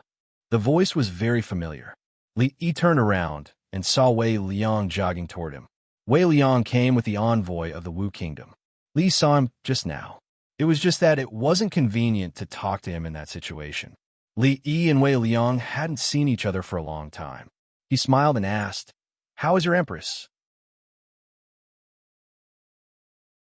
Wei Liang smiled and said, "Her Majesty has just ascended the throne. Everything is fine. It's just that she's a little busy with the affairs of the state every day. To wear the crown, one must bear its weight." Mingzu was like that. Yang Liuqing was also like that. The Wu Kingdom had just settled down. There were many things waiting to be done. Of course, she would be very busy. There were many things that she had never touched before. However, he had Old Man Wang and the others to watch him. He wouldn't make any big mistakes. "Brother Li, long time no see." Another voice came from his side. He turned his head and saw Yang Yinzhou, who had just walked out of the hall. He was here on behalf of Zhao Yi. His purpose was naturally to stop the Jing Kingdom from helping the Zhao Kingdom. However, the imperial court of the Jing Kingdom had already made a decision on this. Although the Jing Kingdom and the Zhao Kingdom had old grudges, the Qi Kingdom was ambitious. They would never let the Qi Kingdom become stronger. Half a month ago, the order to stop the Qi Kingdom and help the Zhao Kingdom had been sent out urgently. By now, the Jing Kingdom's army at the border of Qi and Zhao must have taken action. Li shook his head and said, "What are you doing here instead of staying by Zhao Yi's side? Zhao, you must know that no matter who he sends, it will be useless." Yang Yinzhou smiled and said, "I have to try to know whether it will be useful or not. Now that you have tried, is it useful?" Yang Yinzhou shook his head with a bitter smile. Li was too lazy to talk about these things. He waved his hand casually and said, "Before I came out, there was still soup in the pot. If you don't want to talk about national affairs, you can come to the mansion of Jiang of Silla when you have time." "Of course." Wei Liang waved his hand. Yang Yinzhou smiled and said, "In that case, I will pay a visit to Brotherly tomorrow." The officials who came out of the hall were surprised to see His Highness Jiang of Silla and the envoys of Qi and Wu talking cheerfully and wittily. It was obvious that this was not the first time they had met each other. They naturally did not think that Jiang of Silla had committed treason. However, even the envoys of the Qi Kingdom and the Wu Kingdom seemed to be on good terms with him. Whether he was in the capital or not, Jiang of Silla was still the same Jiang of Silla. An official looked at the back of Jiang of Silla disappearing.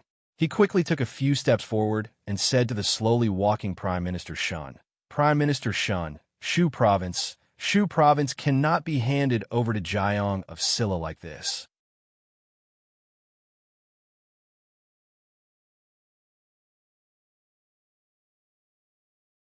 Chapter 1167. The Shu province of today was no longer the Shu province of the past. The Shu province of today was practically the largest treasury of the Jing kingdom. In just 5 years, it had surpassed the capital in terms of population and economy. Who knew what it would be like in 50 years? A country within a country? This was something that he absolutely did not want to see. This was also something that all the officials in the court did not want to see.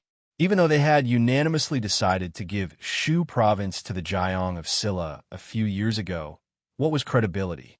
What a country needed was always profit. The official walked up to Shun Xiang and said hurriedly, just now in the hall, "You must have heard what Provincial Governor Chinchong said. The Shu province is so rich now. The court must take it back." Shun Xiang, who had been walking slowly, stopped in his tracks. His eyes turned cloudy. He looked at the official and asked, "What did Minister Wei just say?"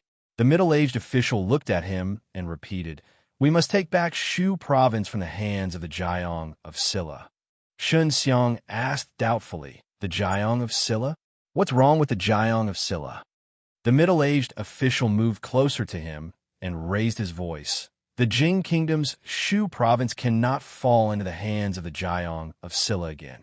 Shun Xiang asked in surprise, "Shu province? What's wrong with Shu province?" The middle-aged official was speechless. Shun Xiang pointed at his ears and smiled. "I'm getting old. My ears don't work so well anymore. Minister Wei, please don't blame me. I was thinking a few days ago that these old bones of mine really couldn't hold on any longer. I was planning to resign from His Majesty in a few months." The middle-aged official was shocked. He immediately said, "Prime Minister Shun is the pillar of the court. You're a role model for us officials. If you leave, who else can suppress the treacherous officials in the court?" Shun Xiang sighed and looked at the middle-aged official. He said, "For a country, although benefits are the most important, we can't just care about the benefits in front of us. We have to live up to our own conscience and the conscience of the world." The official opened his mouth. "Prime Minister Shun, without the treacherous officials you speak of, there wouldn't be today's Jing Kingdom, and there wouldn't be today's Minister of Wei." Shun Xiang looked at him. His back was no longer bent, and his eyes were no longer turbid. He spoke again. "His Majesty hasn't said anything. Minister Wei, you don't have to worry about these things." Before Prime Minister Shun left, he looked at him again and said, "Today, the people standing in the court already owe him too much. We can't owe any more. If we owe any more, I'm afraid we will suffer retribution." After Shun Xiang left, the middle-aged official stood there in a daze. He only felt that his throat was a little dry. He licked his dry lips. Shun Xiang's words were very clear. If he insisted on targeting Jiang of Silla, Shun Xiang would not help him. At that moment, he finally realized that Jiang of Silla was much more terrifying than he had imagined. However, he was only thinking about the Jing Kingdom. What did he do wrong? Confusion and hesitation appeared on his face. He slowly took a step forward and disappeared in the direction of the palace gate alone. When Li Yi came out, the pot was really stewing soup. The soup had been stewing for a few hours, and the taste was very rich. Ever since he realized that he had underestimated Mingzu, he picked up the skills that he had put aside for many years. She only had a low starting point, but there was a lot of room for her to grow, far beyond Li Yi's imagination. Shawning ran over and said pitifully, "I also want to drink Royal Sister's soup, but she won't give it to me." Li Yi patted her head and said, "Your Royal Sister has to deal with so many affairs of the country every day. She needs to nourish her body. I'll make your favorite soup later." The soup that Mingzi drank naturally couldn't be given to Shawning. It wasn't because she didn't need it, but she was only 18 years old. At the very least, it would take a few more years for Li Yi's beastly and guilty feelings to dispel.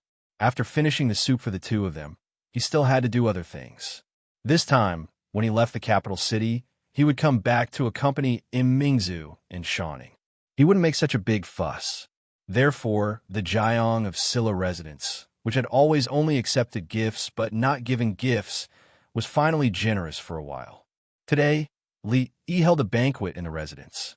It wasn't a big banquet, but he sent invitations to all who he thought needed to say goodbye. The first person to visit was Lu Yi. He had just finished patrolling the Beijing region. After entering the small courtyard, he quickly walked up to him with a slightly excited face. "Your Excellency, you're back."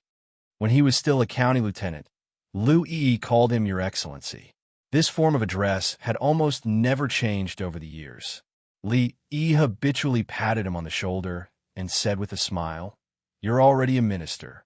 Show some of the minister's manner and aura." The minister of the Ministry of Justice, who had always been impartial and upright, showed an embarrassed expression at this moment. Lu Daiyou and Tseng Shichen visited him at the same time. Both of them came from the Anxi County government, so they naturally contacted each other frequently in the past few years. For some reason, Tseng Shichen also hooked up with the two of them.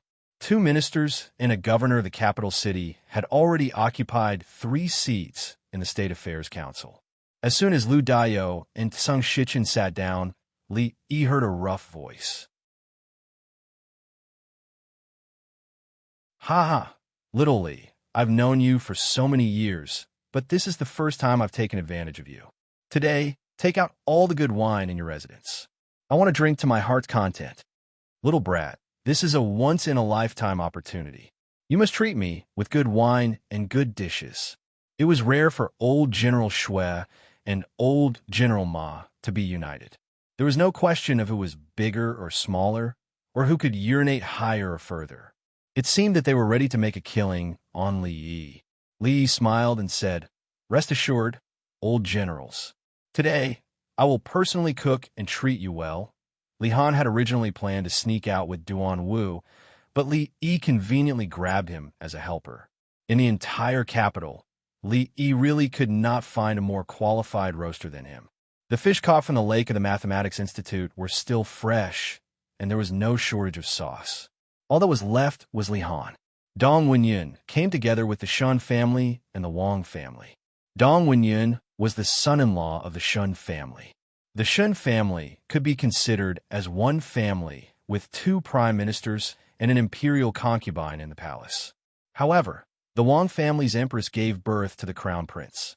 It was hard to say who would be the final winner. However, at least on the surface, they seemed to be in harmony. There were also some relatives of the Li family, but there were only a few of them.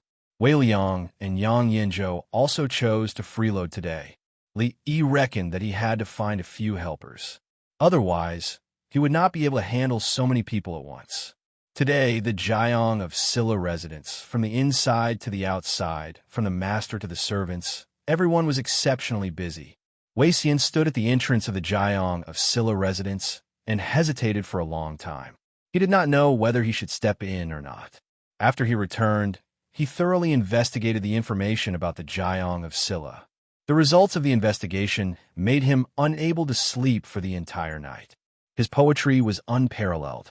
Even an uneducated child could recite a few sentences. Every word of his could be sold at a sky-high price. He had never seen anyone whose calligraphy was sold at a price of a word. He had reached the peak of what a scholar could achieve. He improved the art of interrogation by torture and reduced the number of cruel officials in the Jing Kingdom. He offered the horseshoes and created the Heavenly Punishment Society. The army of the Jing Kingdom was invincible and invincible. With his own strength, he repelled the diplomatic mission of the Qi Kingdom and preserved the dignity of the Jing Kingdom. He established the School of Mathematics and started a new school of mathematics.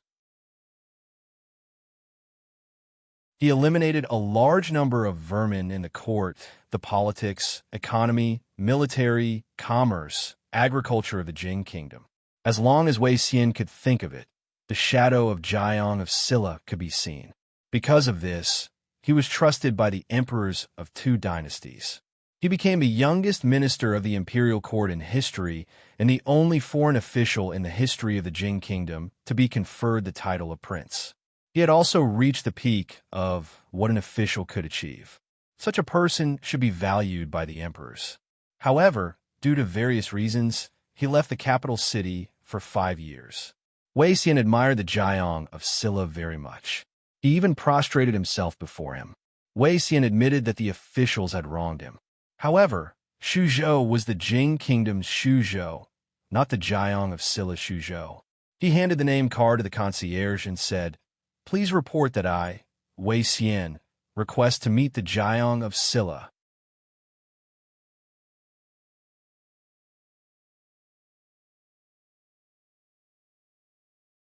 Chapter 1168. The gatekeeper of the Jiang of Silla residence was especially busy today. Usually, only one person was needed to guard the door, but today, there were 5 people on duty. Those who came to the residence today were either high-ranking officials or dignitaries. His Highness could afford to neglect them, but the gatekeeper could not. Hearing that the visitor reported his official title as Minister in Charge, one of the gatekeepers immediately became alert. He accepted the name card and stepped forward. "Sir, please come in." Today, some people who came to the Jiang of Silla residence would hand over their name cards and invitations according to the rules, but some people swaggered in, such as the old generals just now. They did not need to check the invitations one by one. In the entire capital, no one dared to freeload or cause trouble during the banquet of the Jiang of Silla residence. The gatekeeper led him through more than half of the residence, pointed to a courtyard in front, and said, "This lowly one will escort you here, so you can go in by yourself." Wei Xian took a deep breath and stepped in. Then he saw such a scene. Old General Ma pointed at old General Shui's nose and scolded, "You old thing, there are only 2 drumsticks in total, and you actually want to monopolize them." Old General Shui had a drumstick in his mouth, but he was not to be outdone and scolded back. "Old thing, you still have the nerve to scold me? Just now, that jar of 30 years old wine was completely drunk by you. Did I say anything?" Old General Shui and Old General Ma were pointing at the sky and scolding each other. Right Prime Minister Dong Wenyin and Minister of Revenue Tsang Shichen clinked their glasses. The person lying under the table and being carried into the room was the capital governor, Lu Daiyou. Minister of Justice Lu Yishui was serving dishes to the old generals. The 2 people in the innermost area should be the envoys of the Wu Kingdom and the Qi Kingdom. If he was not mistaken, the one squatting there grilling fish and crying because of the smoke was the Dean of the Divinity Academy, Prince Jean Li Han. From his angle, he could see the kitchen. The figure bustling about in the kitchen was none other than Jiang of Silla. Beside him were Princess Shaning and Princess Royal. Wei Xian did a rough count. More than half of the 20 members of the State Council were here. 1 prime minister, 2 ambassadors, 3 ministers, and 4 old generals in this small courtyard. More than half of the core forces in the imperial court of the Jing Kingdom had gathered. "Hey, Lord Wei is here too. Why are you so late? Come, sit here." Dong Wenyin's voice came from beside him. Wei Xian turned his head and was pulled to the table in a daze. He opened his mouth. "Prime Minister Dong." Dong Wenyin smiled and said, "There's no Prime Minister Dong here, and we're not talking about national affairs today. Let's drink, let's drink." After saying that, the wine glass in front of Wei Xian was filled to the brim. He was busy in the kitchen alone. He was cursing these bastards in his heart. They were indeed unreliable. His Emingzhu and Shaning were still the most considerate. When the last dish was out of the pot, he washed his hands and walked out of the kitchen. Li Xian's figure came in time from outside the courtyard. Not only him, but his empress and imperial concubine were also there. Li Xian had always been good at timing. It was neither early nor late. He used to freeload alone, but now his whole family came together. Since his daughter had been freeloaded by his family, he would let him freeload again this time. "Your Majesty, Your Majesty, Your Majesty, and imperial concubine." At several banquets in the courtyard, even those who were drunk instantly sobered up and immediately stood up to salute. Li Xian waved his hand and said, "You don't have to be so polite today. You can eat your own." Although he said so, it didn't matter whether he came or not. Now no one dared to be presumptuous. Even the 2 old generals' quarreling voices were much lower. Li Xian and his empress and imperial concubine naturally had to sit in the room. Emingzhu and Shaning were at the same table with them. Li Han, who had just gotten rid of his mission of grilling fish, could only sigh and squat back to grill another fish. "You invited guests, but you didn't call me." Li Xian was quite dissatisfied with this. Li would rather brag to the 2 old generals than let Li Xian come and spoil everyone's mood. He had a feeling that the number of times he would be spoiled by Li Xian in the future would increase. Li Xian picked up a mouthful of food and looked at Li Yi. He asked, "When are you leaving?" "After the 15th. Li Yi thought for a moment. He didn't want to stay in the capital for too long. Li Xian sighed and said, "I don't think I'll leave so soon. I'll at least wait until Zaire is 1 year old." Li looked at him warily and asked, "Where are you going?" "Shuzhou," Li Xian said matter-of-factly. "I plan to move the Academy of Sciences there when the time comes. Build me another base in Rui City." Up until now, he still hadn't figured out why Li Xian was able to say such shameless things so easily. Did he kidnap his daughter or sister? Even if he did kidnap his daughter or sister, wasn't his request too much? Li looked at him and asked, "You don't want to be the emperor anymore?" Li Xian glanced at him and said, "Don't you have the crown prince?" Li looked behind him. Li Xian's crown prince was lying on the bed asleep, with 4 palace maids watching over him. "Your crown prince can decide the affairs of the country for you? Don't you have the State Affairs Council? What if the State Affairs Council can't decide?" "Brother, sir, the fish is here." Li Han brought the grilled fish over. Li looked at Li Han and didn't say anything. Li Xian picked up a piece of fish and looked at Li Yi. He suddenly said, "I plan to make Duanwu a princess. What do you think?" Hearing Duanwu's name, Li Han immediately pricked up his ears. Li Yi shook his head. "I don't have any objections. Duanwu and Xiao Han are a perfect match. However, she has the status of princess. If she marries Xiao Han, others won't gossip about her." Li Xian looked at Li Han and asked, "Xiao Han, you're going to be 18 soon. Brother plans to betroth Duanwu to you. It's time for you to fulfill your marriage with the Wang family. Why don't we do it together?" Li Han was overjoyed, but his face was serious. "It's all up to you, brother." Li Xian nodded his head and said, "Brother has to go out for a while. Zaire is too young to be the crown prince. As his uncle, you should help him. Brother plans to let you be the regent for the time being. What do you think?" Li Han picked up a piece of fish and almost dropped it on the ground. It turned out to be a multiple-choice question. A. Marry Duanwu and Ling, or B. Regent. This was not a single-choice question. Either A and B choose at the same time, or neither. Li Han took a deep breath and sighed. "It's all up to you, brother." The officials in the courtyard didn't know that their emperor used a meal to change the structure of the Jing kingdom for the next few years, or even more than 10 years. There are gains and losses. The current Prince Jin, the future Prince Regent, will regard this truth as the true meaning of life for a long time. The banquet ended earlier than Li Yi expected. Because of Li Xian, the officials present all took their leave after eating and drinking their fill. Li Yi stood in the courtyard, sighed, and said, "Why do you think the late emperor passed the throne to you?" Li Xian looked depressed. "I don't want a figure crawled out from under the table." He patted the dust on his body and bowed. "This official greets your majesty and Jiang of Silla." Li looked at him. "This is Wei Xian, Minister of Revenue." Li Xian looked at him and said in surprise, "You don't know the guest you invited?" Li didn't know this Minister of Revenue. It was reasonable to say that a dignified Minister of Revenue shouldn't be here for a meal. Li looked at him and asked, "Minister Wei, what's the matter?" Today, Wei Xian ate the chicken cooked by Jiang of Silla and the fish roasted by Prince Jin. He also saw the many ministers and pillars of the court standing in this small courtyard, and standing in the main hall was a completely different side. He also heard the conversation between His Majesty and Jiang of Silla. This official admires His Highness Jiang of Silla very much. He took a step back and bowed to Li Yi. "I heard that His Highness is leaving."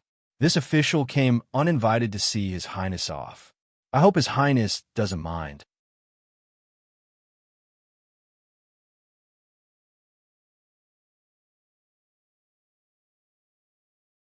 Chapter 1169. Since the day the Crown Prince was born, the capital city had been immersed in jubilation. This kind of jubilation would probably last until the Lantern Festival. In the days before the Lantern Festival, the court was usually not in session, but this year there were many government decrees. The first was naturally the crowning of the Crown Prince, which was a major event related to the livelihood of the people. Then, the court announced to the public that they would help the Zhao kingdom, helping the Zhao kingdom to resist the Qi kingdom. The formal establishment of diplomatic relations with the Wu kingdom. From then on, the two countries would be equal and mutually beneficial, which could be regarded as the third major event. Zhao Yi's plan failed, and Yang Yinzhou was about to return in vain. This time, I'm afraid I can't see you off, brother Li. Yang Yinzhou would leave in 3 days, and Li Yi would stay a few days longer than him. Li Yi looked at him and shook his head, saying, "Isn't it good to stay obediently in your Qi kingdom? Why do you have to go through so much trouble?" Yang Yinzhou smiled and said, "His Majesty often said that a person's life is only a short few decades. Once it's over, you can't go back. Since that's the case, you might as well be bold, see the people you want to see, do the things you want to do, and live in this world not in vain." Why didn't Li Yi realize before that Zhao Yi had the potential to be a philosopher and a chicken soup philosopher? However, that was his business. A queen lover was not qualified to laugh at an emperor lover. Zhao Yi was free to do whatever he wanted. He nodded and said, "Then I wish him good luck." Yang Yinzhou nodded and said, "Since His Majesty ascended to the throne, he has been working day and night and has been sick. He has caught a cold for several months and hasn't recovered. I hope Brother Li's auspicious words." Wei Liang left the second day after Yang Yinzhou's departure. Both the Wu kingdom and the Qi kingdom had just stabilized their regimes, but the two countries were walking in completely different directions. Zhao Yi wanted to strengthen the country through external expeditions, while Yang Liuqing wanted to take the path of stability and peace. This was also the plan that Li Yi had formulated for her from the beginning. By the time we left, the citizens of the country were almost completely loyal to His Majesty. When His Majesty entered the capital, some of the large clans in the capital provided great assistance. If not for that, we would not have been able to take down the capital so quickly, Wei Liang said. Then, he shook his head and said, "However, after His Majesty ascended to the throne, those large clans united and formed many constraints on His Highness. The Wu kingdom was different from the Jing kingdom and the Qi kingdom. During the uprising in Yang Liuqing, he made use of the contradictions between the landlords and the peasants, and between the aristocratic families and the country gentry. Basically speaking, the interests of the aristocratic families were at stake. Under this historical background, it was impossible for those large clans that occupied a large amount of resources to be completely wiped out. There needed to be a balance between them, and this balance was not so easy to achieve. A few days ago, Li Yi had already received the news that Rui had gone to the Wu kingdom. After the matter in the capital was settled, they would first return to Rui city and stay for a few days before going to the Wu kingdom. Li Yi nodded and said, "In a few days, I will go to the capital to take a look." A look of joy appeared on Wei Liang's face as he said, "That couldn't be better." After Wei Liang left, Li Yi also walked out of the small courtyard. Voices came from the roof. "Xiao Rui, I'm leaving soon. You have to miss me. Father said that when my brother grows up a little, I will be able to go and find you. How old will you be when you grow up a little?" "Oh my, very soon. In a month? At the very least, I'll have to wait for a year." "Ah, that's a long time. It's a little long, but by then, we will have already grown up. Why don't you marry me? Then we won't have to be separated." "Okay. What if Uncle Li doesn't agree?" Then we will elope." He did not know that the eldest young master of the Li family had already planned to elope with the eldest princess. He left the prince's mansion and went to the imperial palace. He and Mingzhu stood in front of the palace. This was an independent palace, surrounded by a high outer wall, forming an enclosed courtyard. In fact, there were not many people living in the imperial palace. Li Xian and the others lived in Hibiscus Garden. So did the Empress Dowager and old princess. The other concubines of the former emperor were also arranged by Li Xian to live in other courtyards. The imperial palace had become a cage, and this palace was a cage within a cage. Naturally, there would be prisoners in the cage. "Let me out, you traitors, traitors! Save me, save me! Where are the imperial guards? Come and save me! Open the door for me! I want to go to the imperial court." The imperial court cannot do without me. The Jing kingdom cannot do without me. This was a voice that Li Yi had almost forgotten. When the king of Shu was captured, he pretended to be crazy. Li Xian kept him here, so he did not have to worry about food and drink. Every once in a while, he would send some books in to relieve his boredom, but he was not allowed to step out of the palace. This palace door, except for a small hole at the bottom for delivering food and other things, had not been open for a long time. Liam Mingzhu looked at a eunuch in front and said, "Open the door." "Yes." The eunuch took out a key from his pocket, inserted it into the keyhole, and opened the lock. Li Yi walked forward, put one hand on the door, and pushed it open. Creak! Soon, a heavy, almost decaying sound was heard. A man sat in the front courtyard. His clothes were messy, his hair was unkempt, and his face was dirty. He looked like a beggar. He looked at the open door in a daze, and an ecstatic expression appeared on his face. He said happily, "Is someone here to save me? Why get out? I will make you the prime minister." He quickly got up from the ground and ran outside. Halfway through, he saw a figure in front of the door. He suddenly stopped in his tracks, and an expression of extreme horror appeared on his face. It was as if he had seen a man-eating demon. He ran back at a faster speed than when he came, ran into the main hall, and quickly closed the door. "Don't come over! Don't come over!"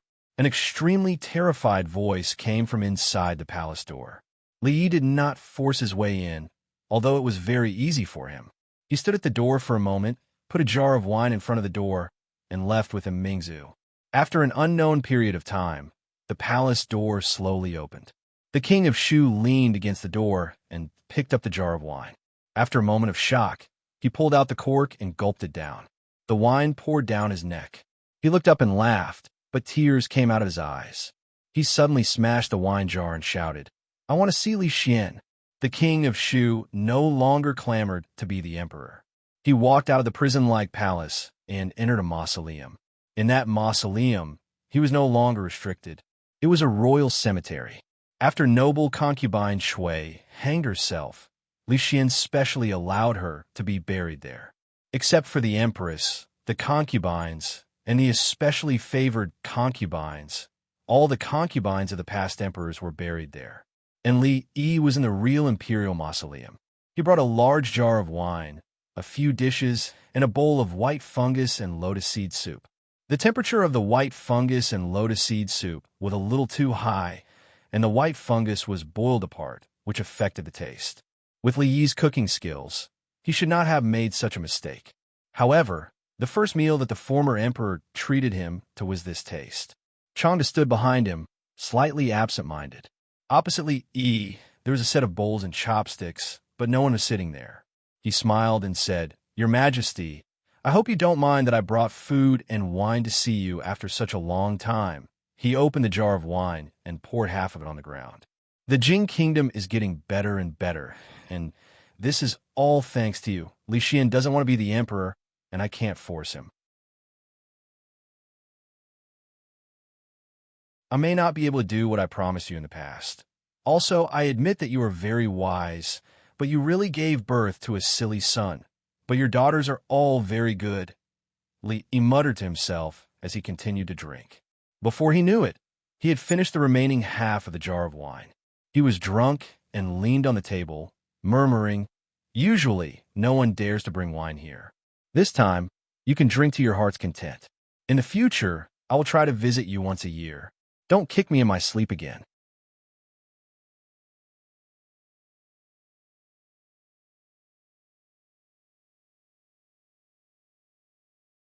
Chapter 1170.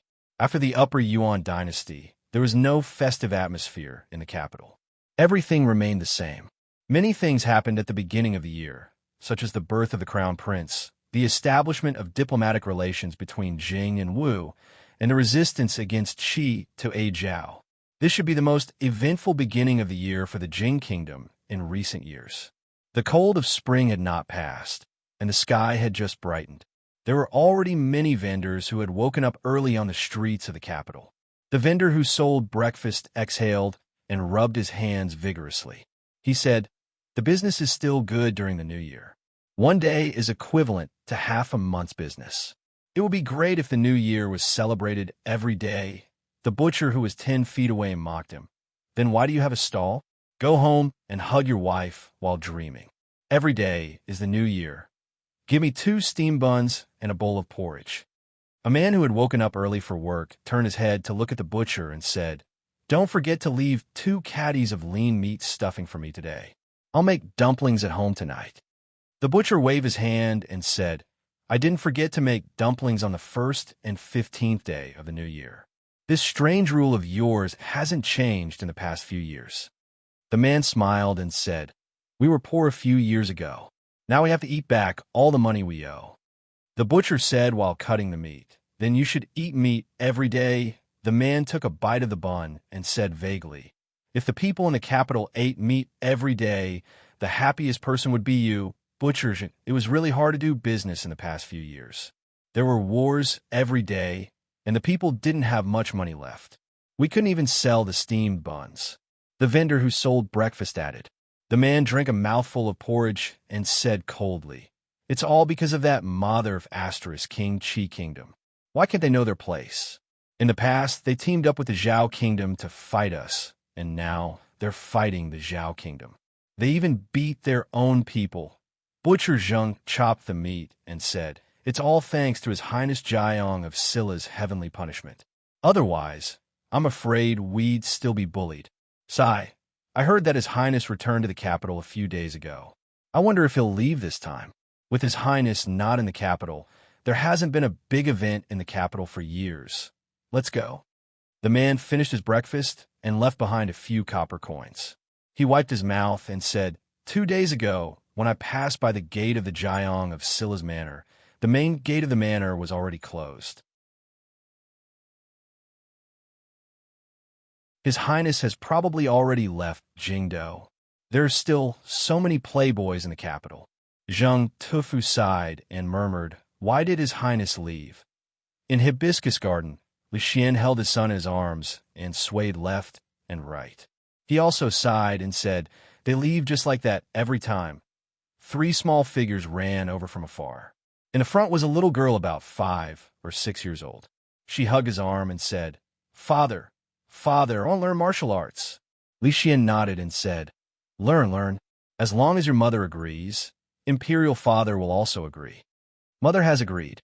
The little girl smiled and said, "I'll go find Aunt Mingzu." After saying this, she seemed to remember something and murmured, "Aunt Mingzu is no longer in Jingdo.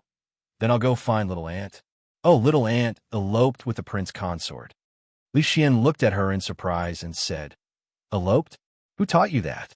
The little girl rolled her eyes and said, Little Aunt said that when you leave with someone you like, it's called eloping." After saying this, she didn't wait for Li Xian to ask any questions and quickly ran away. Li Xian shook his head and stopped thinking about this matter. He lowered his head to look at the sleeping child and whispered, "Zizur, you have to grow up quickly."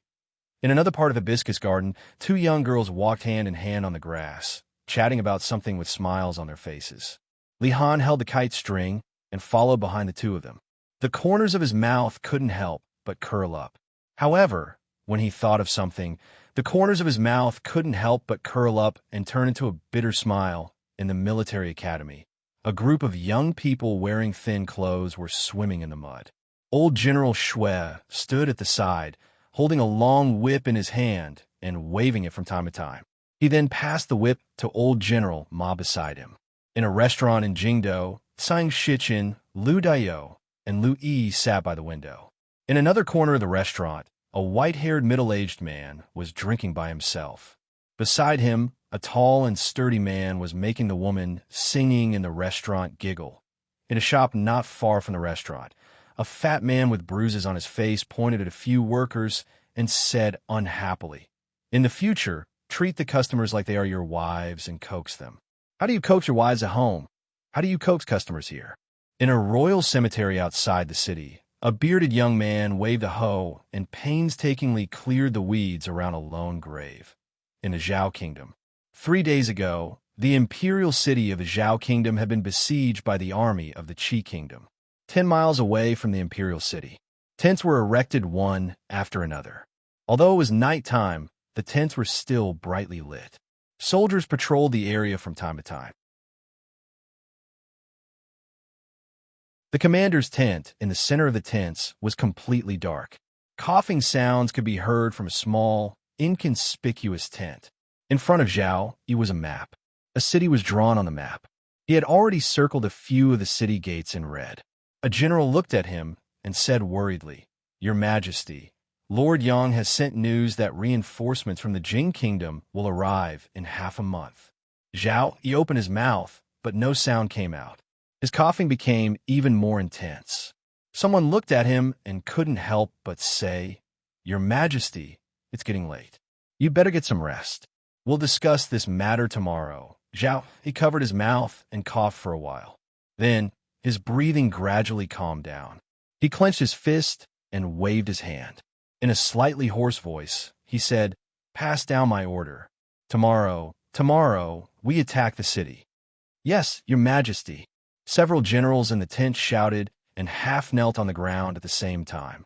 After everyone had left the tent, Zhao Yun clenched his fist and stared blankly at the trace of blood on his palm. In the Wu Kingdom, it was late at night. In an even more serene hall in the depths of the imperial palace, the crown that symbolized the emperor had been worn for a long time was a little heavy. Yang Liuqing was still not used to it. She took it off and put it aside. Then, she opened another booklet. She flipped through it and saw that it was the same content as before. Then, she threw it aside. "If those people still don't know what's good for them, I'll teach them a lesson myself." An old voice came from a corner of the hall. Yang Liuqing shook her head and said, "In fact, what they said is not unreasonable." The old man looked surprised. "You." Yang Liuqing stood up and walked into the hall. Then, she said, "In any case, I'll still pass the throne in the future. The next emperor of the Wu Kingdom must also have the bloodline of the Yang family." The old man was gloomy for a moment and asked, "Among those people they proposed, is there anyone you like?"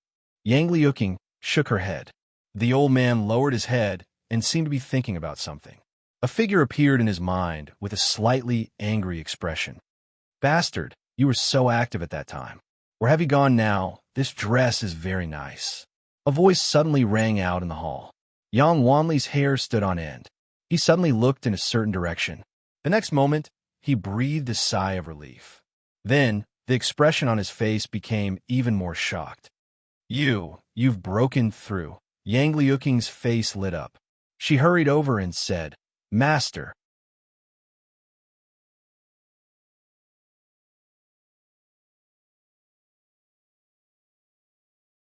Chapter 1171. It took him more than half a month to return to Shuzhou from the capital city.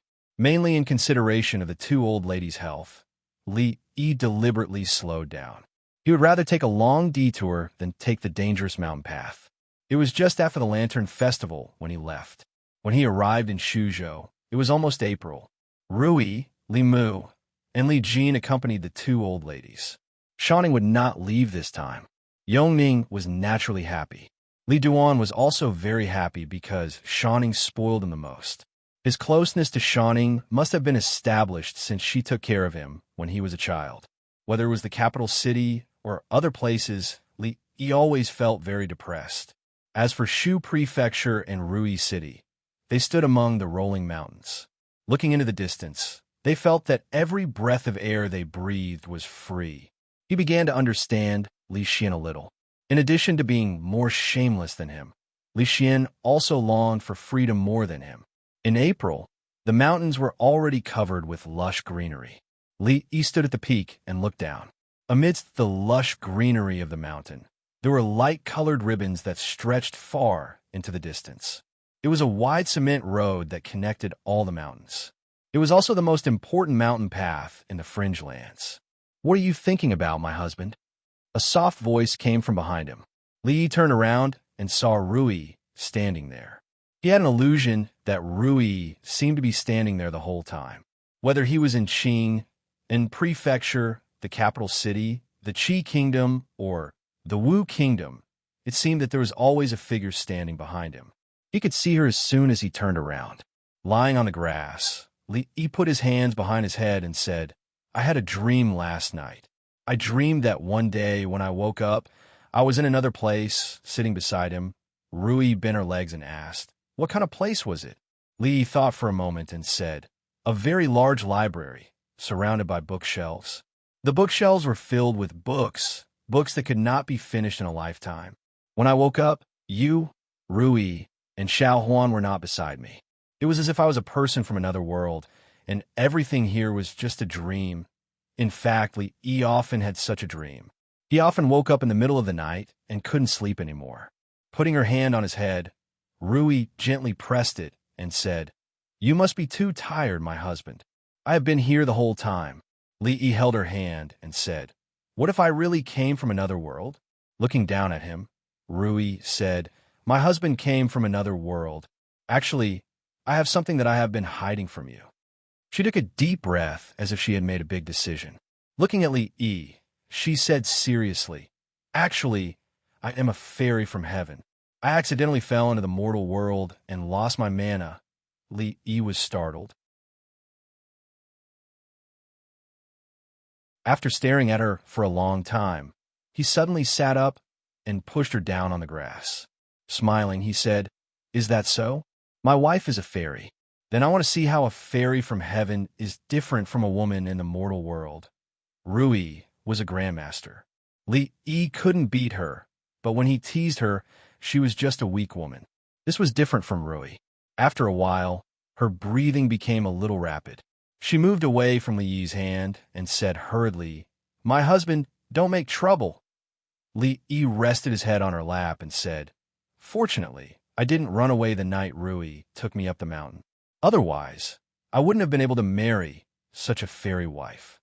Rui looked at him and said in surprise, you wanted to run away at that time? Of course I do. Li nodded and said, I didn't know you were such a fairy at that time. What if you were a man with a face full of fat and weighed 200 pounds? I might as well die. Rui combed her slightly messy hair and asked with interest, then why didn't you run away later? Were you subdued by my beauty? Do you want to hear the truth or a lie? Rui thought for a while and said, lie first. Lie. Li looked at her and said, of course, I found out that you were such a peerless beauty. I was subdued by your beauty. When you opened the door and came in, I even thought of the names Dwayner and Shemu. That's a lie. Rui looked at him with a smile. She moved her hand away from his head and put on his waist. She asked, what's the truth? Feeling the movement on his waist, Li smiled and said, what truth? What I said just now was the truth. It couldn't be more true. He immediately felt a pain on his waist. Rui looked at him and said, if you don't say it, you can sleep with Sister Imingzu or Sister Wanru tonight. Of course not. Imingzu and Wanru hadn't entered the room yet. They definitely wouldn't let him enter the room. Although Rui usually didn't fight for anything, Ruoqing and Zamo would definitely listen to her. Not to mention Xiao Huan. He thought for a while and said, actually, I wanted to wait for you to come in, knock you out, and then run. But then you smashed the solid wooden table with a single slap. Li was still a little scared when he thought about it. If I ran at that time, would you hit me? Yes. Rui nodded without hesitation and said, I would still do it now. There was no good result from telling the truth. Every once in a while, Li would be able to come up with a famous saying.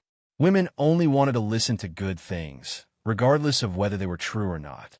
This was like how they could say they weren't beautiful, that their faces were thick, and that their buttocks were round, but men definitely couldn't go along with what they said. Otherwise, they would be courting death. Lies would always be rewarded with erotic rewards. If he told the truth, he would be beaten.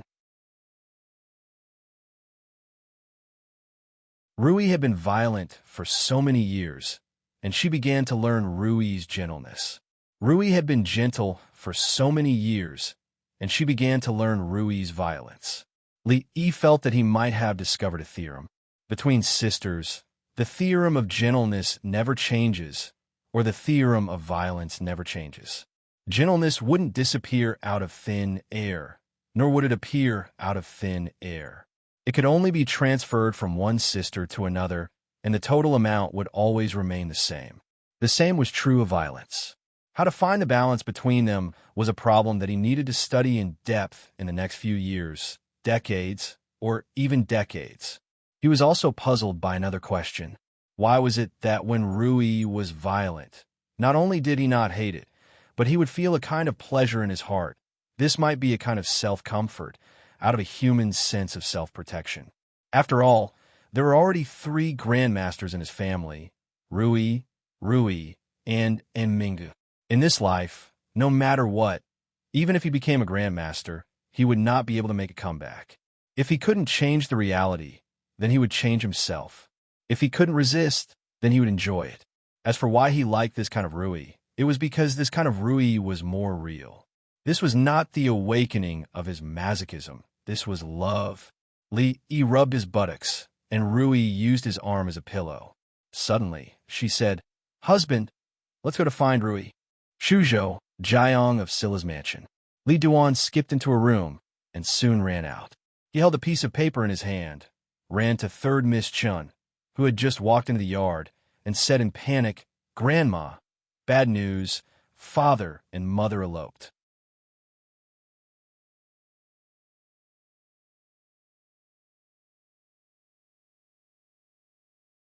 Chapter 1172. In the room, Shawning rubbed Li Duan's head and said they didn't elope. They went to find Aunt. Li Duan was relieved and murmured, "I thought father and mother didn't want me and Xiao Mu and Xiao Jin anymore." Shawning comforted him and then bent down to look at him. She asked, "Now can you tell me who taught you to elope?" Li Duan was startled and ran outside, but Shawning grabbed his ear. Shawning pinched his face and said, "You're so young. You should learn to elope. Didn't Xiaonyang elope with father? You even learn to talk back.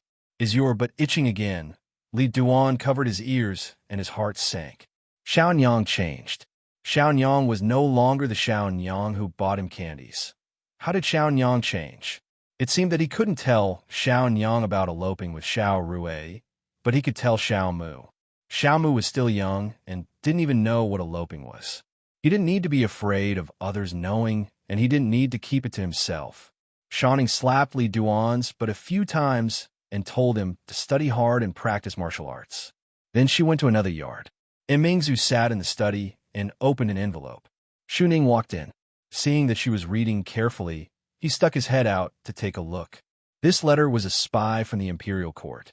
The Jing kingdom sent 30,000 soldiers and 100,000 soldiers from the Zhao kingdom to the imperial capital of the Zhao kingdom as reinforcements. This time, the emperor of the Qi kingdom led 300,000 soldiers. Of course, this 100,000 soldiers were not enough. However, there were still more than 100,000 soldiers in the imperial capital of the Zhao kingdom. With the help of Tian Fa, they didn't need to fear the Qi kingdom. This letter arrived today, which meant that they had been in the imperial capital of the Zhao kingdom for at least a month. The next letter should be the news of victory. She sat down at the desk and said, "Royal sister, we're already here. Why are you still reading these things?" This time, the Jing kingdom supported Zhao against Qi, not because the Jing kingdom had nowhere to use its power, nor was it a whim of the imperial court. It was a decision made after much consideration.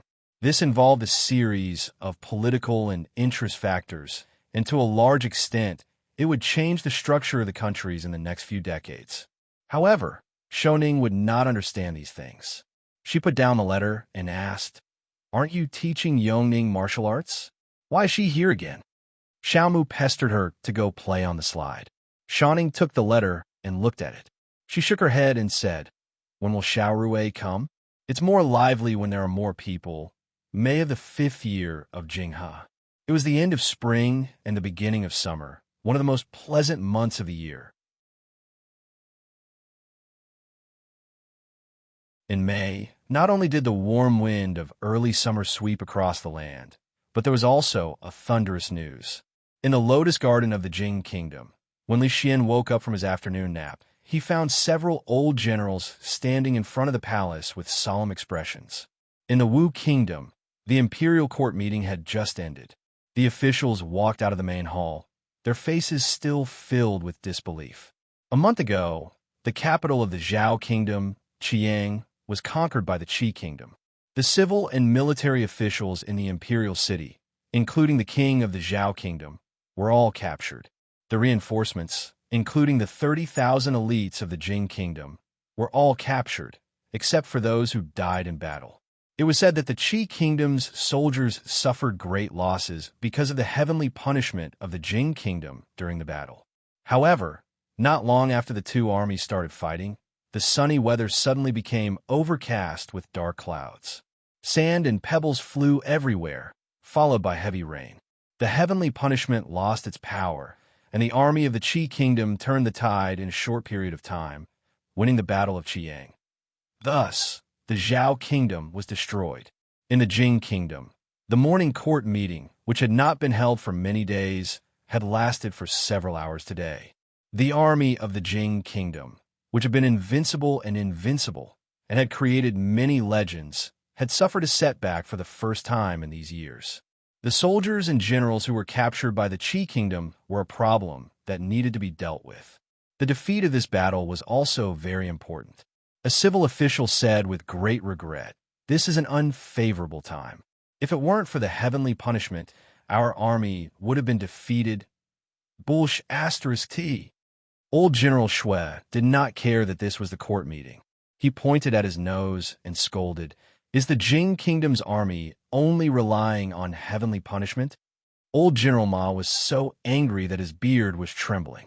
He pointed at his nose and shouted, "The Qi kingdom has 300,000 soldiers. That's an army of 300,000 soldiers, not 300,000 pigs." With heavenly punishment, the Jing kingdom had obtained countless victories in the past few years. This caused most people in the court to forget how powerful the Qi kingdom was in the past. The strength of the country and the strength of the army allowed them to crush and humiliate the Jing kingdom for decades. Although heavenly punishment had given the Jing kingdom a few years to turn around, the Qi kingdom was still the Qi kingdom. They had not become weaker. Without heavenly punishment, the Jing kingdom would not have much of an advantage against the Qi kingdom. Moreover, this time, they were fighting against the Qi kingdom's 300,000 soldiers with only 100,000 soldiers. This was a heavy blow to the Jing kingdom from the Qi kingdom. However, for the Jing kingdom, the significance of this incident was more than just a crushing defeat. The Minister of War, Yin Bing, stepped forward and bowed. "Your Majesty, for the safety of the captured soldiers, we need to send messengers to negotiate with the Qi kingdom as soon as possible." The capital governor, Lu Daiyou, pondered for a long time. Finally, he stepped forward and said, "Your Majesty, the captured soldiers are important. But this time, the Zhao kingdom has brought a large amount of heavenly punishment. I'm afraid that it has fallen into the hands of the Qi kingdom. If they obtain the formula of heavenly punishment," Lu Daiyou did not finish his words, but the entire imperial court broke out in a cold sweat and fright. Heavenly punishment was the Jing kingdom's divine weapon. They all knew very well how powerful it was. If the formula of heavenly punishment fell into the hands of the Qi kingdom, they dared not imagine the consequences. They cannot afford to bear it. This meant that in the future, every war with the Qi kingdom would be a war of heavenly punishment. There would be more casualties than any previous war. This meant that the Jing kingdom's military advantage, which they had painstakingly built up, would be gone. After the morning court session ended, it seemed that the entire sky above the capital city was shrouded in a layer of dark clouds. In a restaurant in a certain province of the Wu kingdom, the Qi kingdom has annihilated the Zhao kingdom. The Zhao kingdom is gone just like that? That's right. Even the emperor has been captured, and the Jing kingdom's reinforcements have also become prisoners. Doesn't the Jing kingdom have heavenly punishment? How could they lose? It said that the Jing kingdom's army gained a lot of advantages by relying on heavenly punishment. However, when the emperor of the Qi kingdom personally led the army to stand on the city wall, the weather was sunny. Suddenly, a strong wind blew and heavy rain poured down. The heavenly punishment of the Jing kingdom became useless. I heard that the Qi kingdom's emperor invited the Sea Dragon King to help and extinguish the heavenly punishment of the Jing kingdom. the small restaurant was now crowded with people. The destruction of the Zhao kingdom was a big deal to them, because the Zhao kingdom had always been stronger than the Wu kingdom. Even the Zhao kingdom was destroyed by the Qi kingdom. If the Qi kingdom pointed its blade at them, would the Wu kingdom be able to withstand it? In a very short time, the whole restaurant was in a state of panic. In a remote corner of the restaurant, Li Yi withdrew his gaze from the crowd. The Zhao kingdom was gone. The Jing kingdom had been defeated. The heavenly punishment had fallen into the hands of Zhao Yi, and Ru Yi had only come out for a short while, and this world had already undergone such a huge change. He was not worried that Zhao Yi could figure out the formula of heavenly punishment. In fact, Zhao Yi should have known the materials needed to make heavenly punishment. The important thing was the proportion. The Zhao kingdom should have collected a lot of heavenly punishment from the battlefield. It was not meaningful to get the heavenly punishment this time.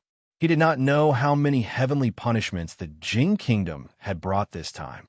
The more they brought, the more they would have to bear in the future. However, what was more important than the formula of heavenly punishment was the person Zhao Yi, flying sand and stones, summoning wind and rain. This was the son of the plane. You're tuning into the Romance Rendezvous YouTube channel. We're so grateful for your support, and don't forget to subscribe to join us on this incredible journey through captivating stories. Your generosity through donations truly makes a world of difference, as it's the primary source of revenue that allows me to expand and enhance this channel for you. Thank you from the bottom of my heart for being a part of this adventure.